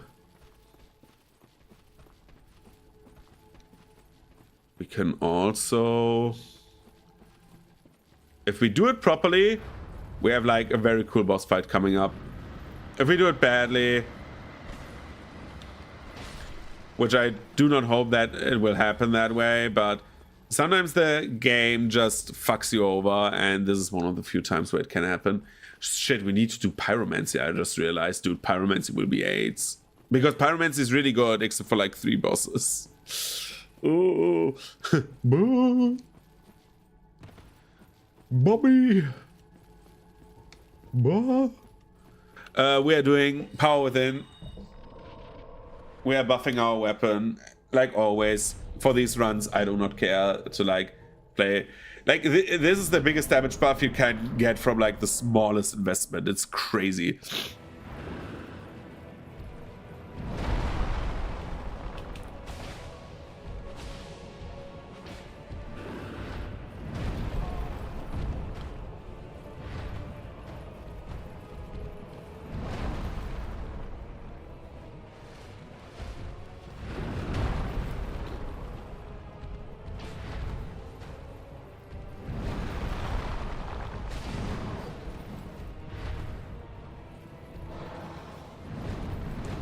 This attack is the worst because it kills you. And that couldn't have done anything.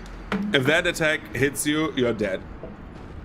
Sometimes it, like, you can survive that if you have like very, very, very heavy armor. Like we're talking about like a bit even heavier than I have. Like if we take Havels, but we're cosplaying, so no. We're medium rolling, rolling.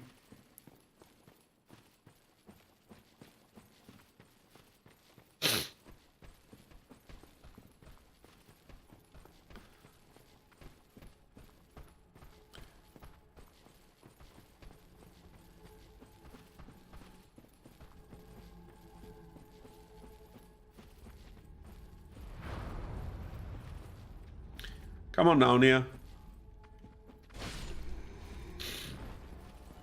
I just don't want to get sniped in the back. Let's do Manus again, maybe better.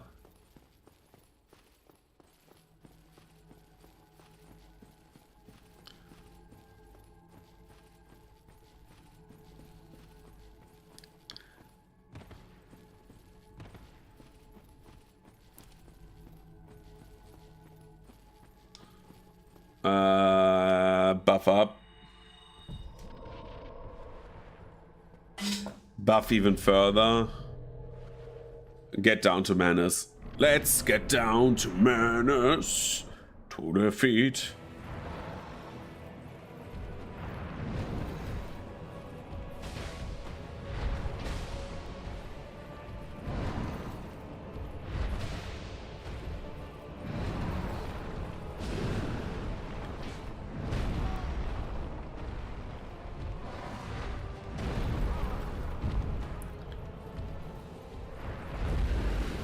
I hate this attack so much.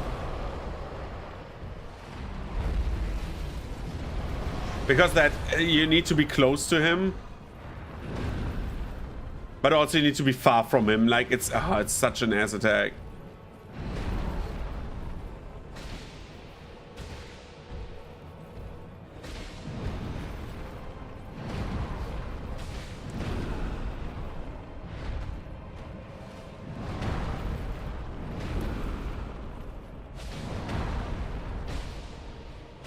And Manus is dead.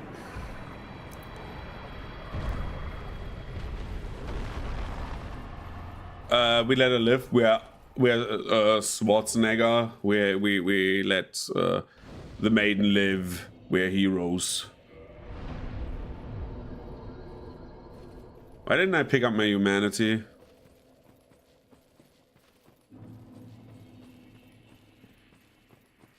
Anyway, let's do this. Where do we increase our stats? Endurance, right? Let's get to Ulysses Township.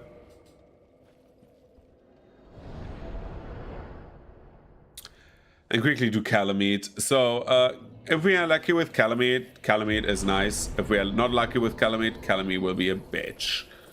Let's hope for more of Calamite is nice and less of like Calamite is a bitch. Kieran is gone already. I think because I have absorbed the soul of Artorias.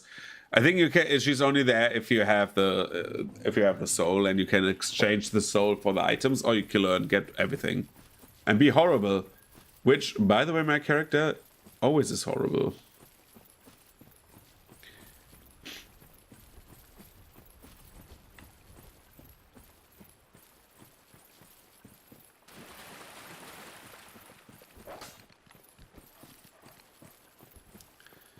So, what I like about this area so much is that you know that this is the river. Up there is the bridge where we... You remember the bridge where we jumped down to? That's the one up there, right? And this is the river below. I think it's so cool to see that the area evolved over time. Like, to get the glimpse of the past of the area. I really like that.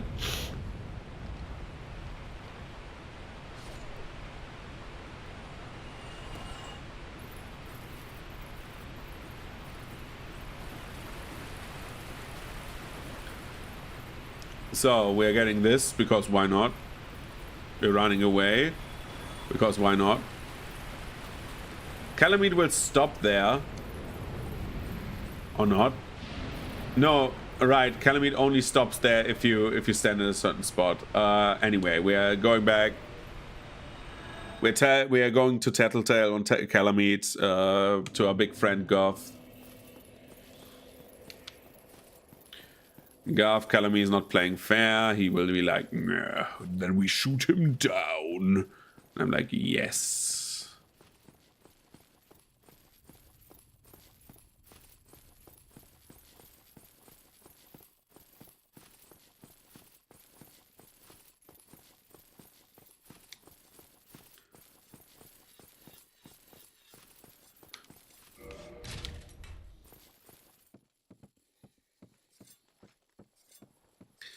So hi Goth, how are you today?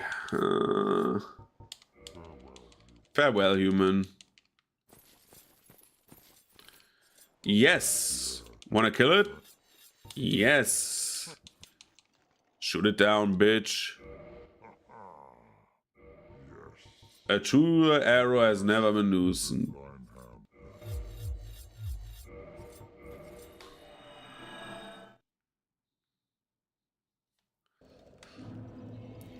I'm just lazy, by the way. Let's teleport to Ulysses Sanctuary. Because that is our plus 20 bonfire.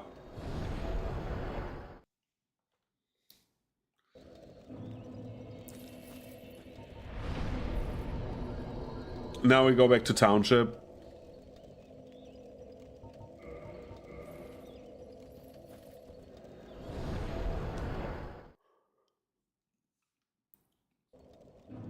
And now we can go kill Calamite.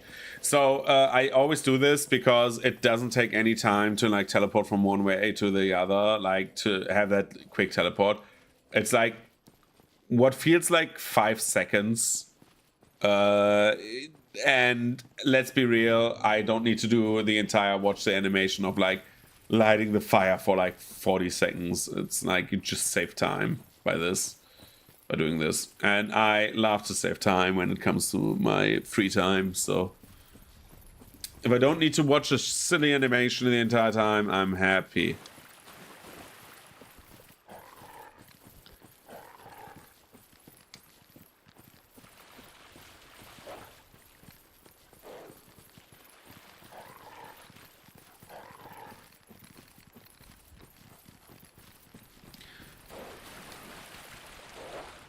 Okay, we are back at Calamite's arena. Bro will start the fight by jumping at me. He likes to jump scare you. He's like a little funny boy. He's behind the corner. Black Dragon Calamite.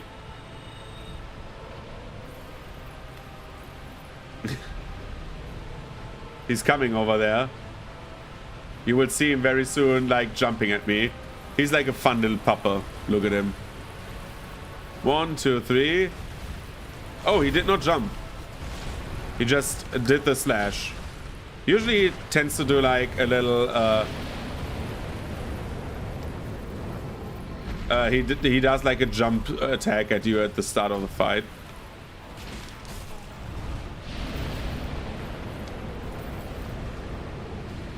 This one. This is the attack that he usually does. He's a happy papa.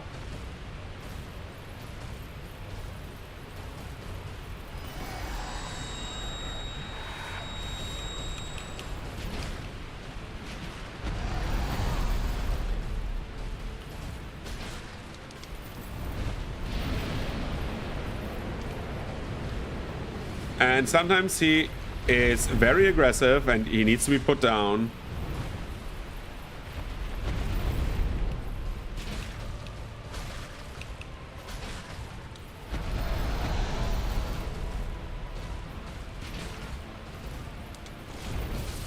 And this is stuff that happens when you're at 1 HP and I still, when the boss is at low health, and I still believe this is true.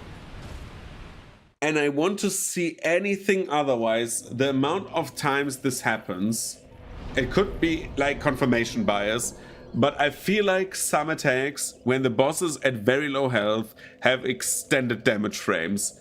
I cannot explain it any other way, because this, like, was long. He was long in his animation, and he killed me still. I don't believe this.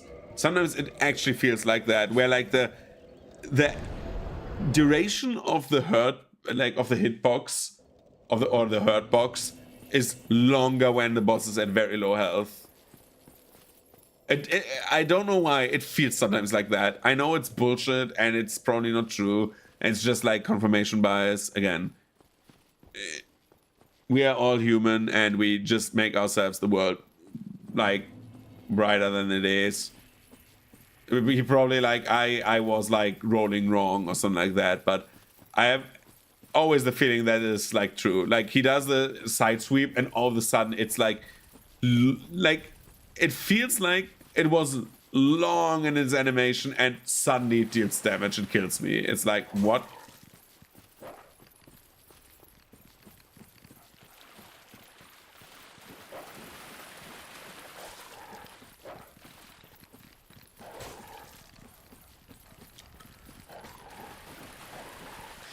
I know that like when the boss gets low health, sometimes in this game, they feel like they get more aggressive. I know that for sure, but like, yeah, doesn't matter. We had like literally 2 bosses left, 3 bosses left. It's like, whatevs.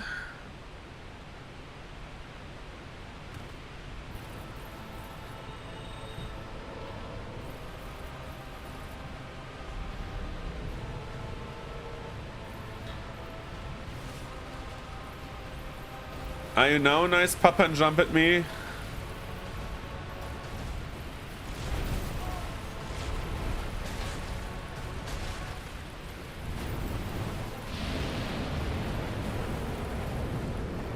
Of course, yeah.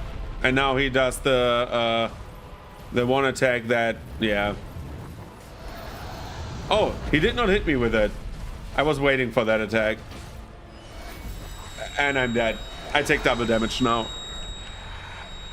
I'm dead.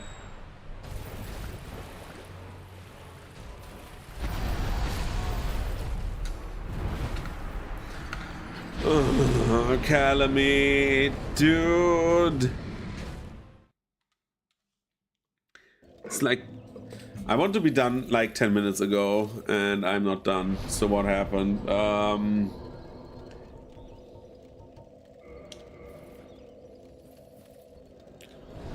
I want to go to bed, but there's like 2 bosses and Gwyn left. And I have Gwyn actually separated from the boss because Gwyn is like a joke.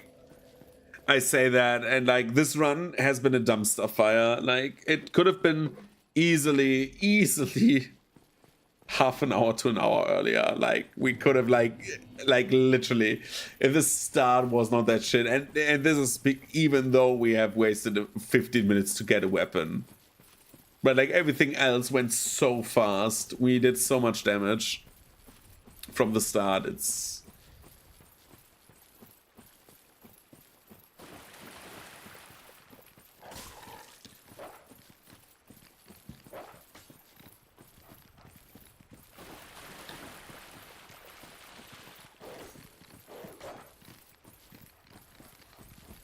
I don't know why I died to Calamite. Calamite has like 2 hard attacks to dodge. Like I don't know why I ran into that fucking whatever he does, man. Into the fucking calamity attack where you take double damage. That was my death wish. Because I knew that he would stomp on me, and then I ran into him because I knew he would stomp on me. It's like so weird. Sometimes I do exactly the thing that I should not do because I think, yeah, it's a thing you should not do, so do it. I don't know why. It's like literally throwing.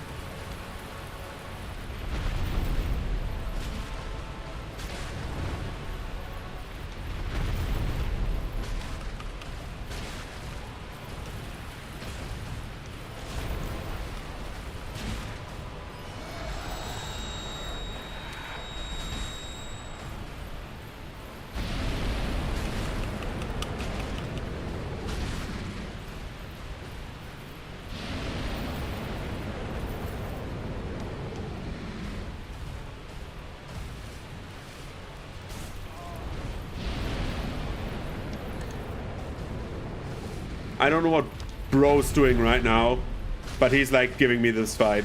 Bro gave me this fight. If I didn't like fuck up the 1 Dragon Breath, he would have been dead long ago, dude. Oh my god. Thank you, Calamite. You played nice this time. You're a very nice papa. Give me the items, please. Don't you have a homeward bone, you dick? Oh my god. Dude, I dark sign out of this. I don't care. This one level up will not save my life.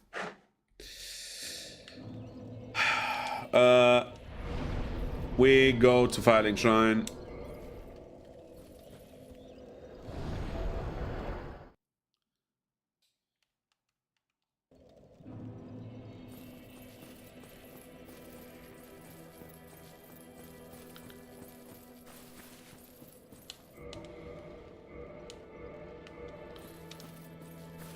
We go into New Londo, where the last Lord Soul boss resides.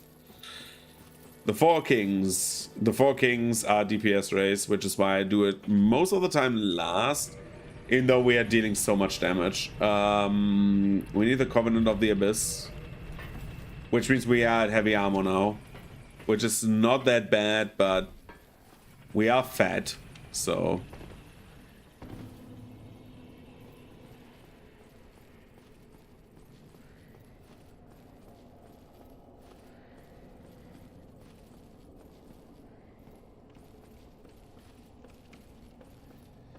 I feel like you're not losing that much tempo by being heavy from like running.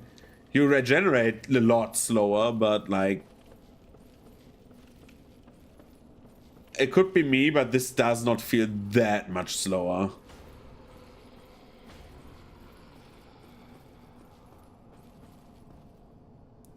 You jump down here. This is the shortest way to the Four Kings, by the way.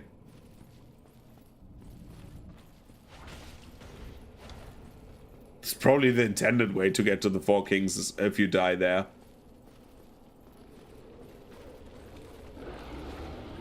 You're going past this. You're not getting ghosted. That's the most important part. Because if you get hit by the ghost man, you're dead here. If you have that many enemies behind you. And you cannot get pushed into the hole. So you go one level down. One single level. And prep everything for the fight. So you go here and you just let yourself drop. You need to have the Covenant of the Abyss, otherwise you die instantly if you fall down here. You do this, there's this, buff your weapon up, and here comes the first of the Four Kings. So the Four Kings are 4 times the same little boss. They're sometimes doing whatever this move. I haven't seen that move in like ages, dude. They're doing this move so rarely.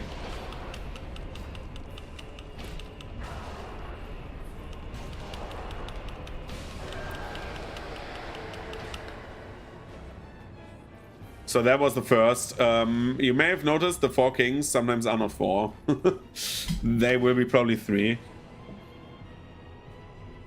Oh, that's the next one. He's right next to us. That's good.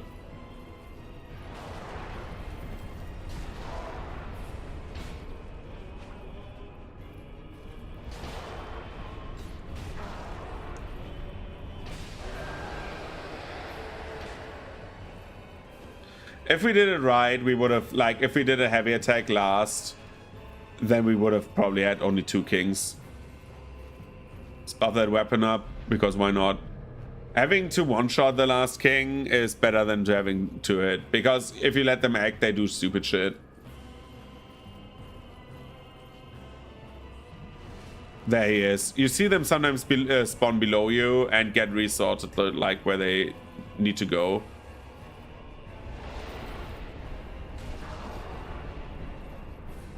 And he's dead. Okay, Four Kings dead. Let's quickly finish Gwyn, and then we're done with Greatswords.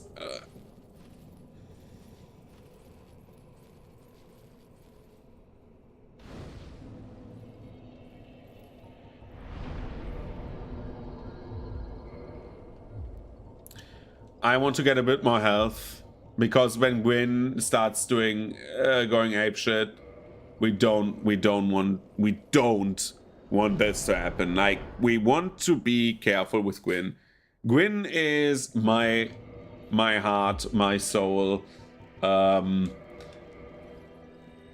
He's the person I aspire to be, an utter failure in every regard. So Gwyn, Gwyn has the benefit of being one of the hardest bosses to like fight if you fight him head on. Probably the hardest boss if you fight him head on, in my opinion. However, he's also, in my opinion, again, the easiest boss if you know what you're doing. So we're getting the Hornet's Ring. We're doing the same thing we did the last few times with Gwyn. Gwyn has the big disadvantage. He has a player moveset. So he has like a bit of speed in his moveset, but he is basically a player character. And that means he has the same weaknesses as a player character.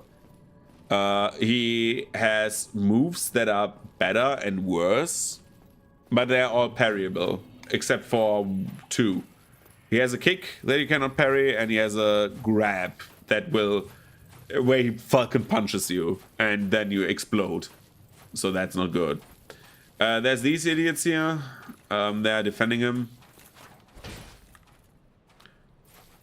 I say let them do their thing. I say they hurt like a truck.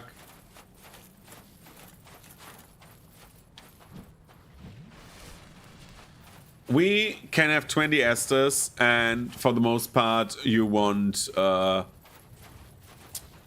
the most part, you want like 3 at Gwyn. You don't have more time to drink Esthers if you fuck up. He kills you. He murders you. Gwyn is like a monster when you let him do this shit. So you just parry him and murder him. That's how we do it.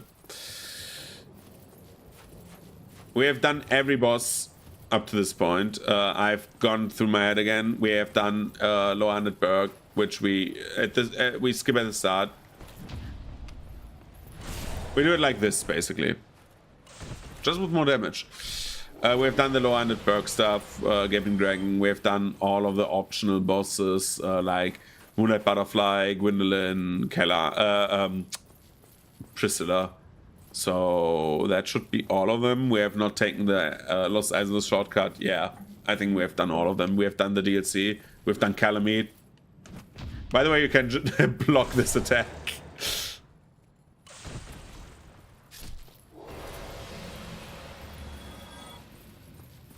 Hello, you.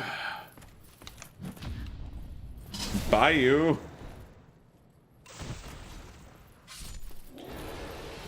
Okay, now Gwyn. Let's hope Gwyn is nice. Let's hope we are nice. It's just us. It's just fucking us. So, plim plim plong. Plim plon plim plon. 1, 2, 3. Oh, that was too late. And that happens if you fuck up the Gwyn parries.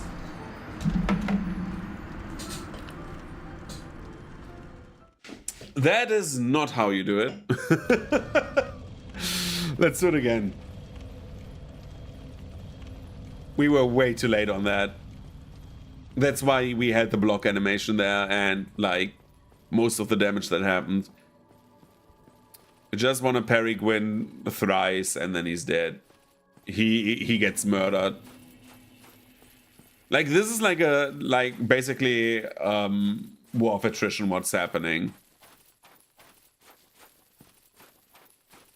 But I want to do it in the Paladin set, so I could take the Havel set and just like if I get hit, well I ignore it, but we've done this so many times, I don't need to do it again like that. Just like take the cosplay to the finale, right? It just looks so much better.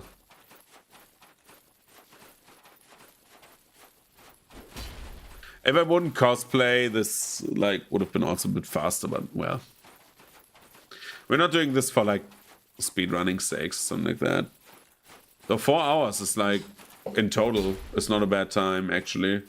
Like, with the amount of deaths we had, this could have been easily the fastest run of all of this. Like, I died on the way to Kalag, like, the shortcut. I don't know what happened to me today. I died, like, 4 times.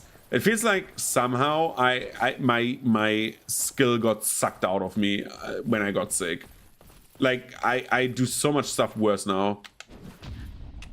That was a very bad parry. That was very late, actually. Come on, X-Guy.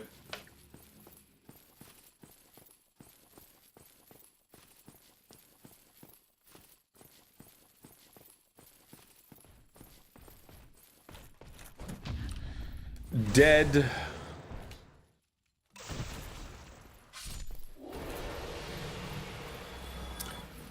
And Hellbird guy. Dead.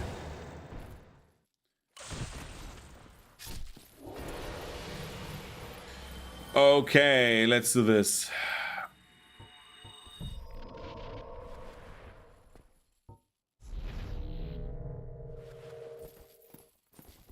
I don't want to two-hand this time. I think this is the only, like, one of the only bosses where I don't two-hand this weapon. Again, too late. That is proper.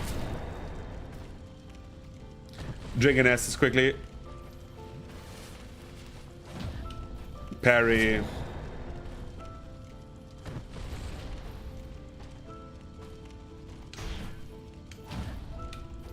Dead. This time we're linking the fire. Because we are Schwarzenegger, hero of the realms. Okay, that was that run. It was good. I played like shit today, but it was good. This was 3 hours 39. This was as fast as Peggy nearly. This was nearly my fastest run. What the hell? If I wouldn't have died to like Kalag at the start, like not Kalag, but like died at the start over and over again to Ceaseless Discharge, this would have been like easily my fastest run. Holy shit. And this was with the distraction of like walking around like to get the weapon. Whoa. This was supreme.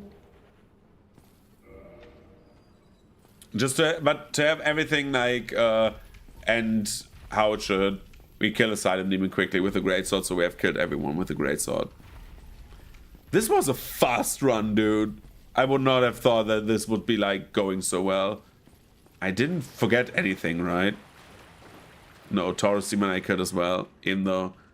No, I killed everything. Even Capra. I killed every boss.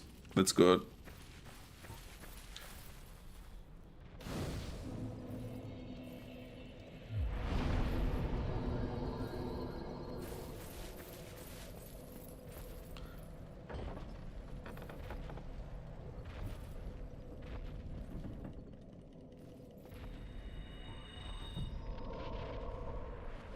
Let's buff up the weapon. I want to see how much it deals.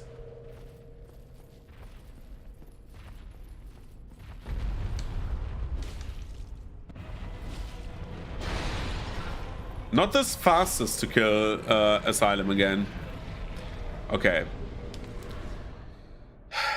I would not have thought that this would be this fast. I actually dreaded this run a bit.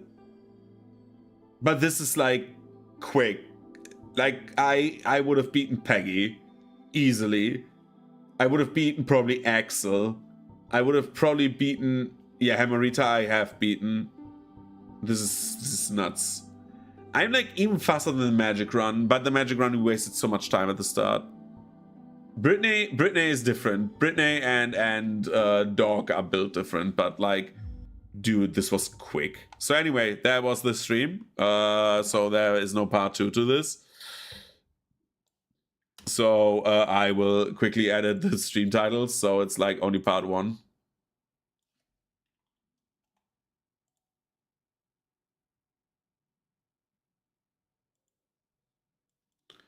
So yeah, thank you for watching, everybody. And I would say we will see each other very soon. See you around and goodbye, because, well, we see each other on Wednesday.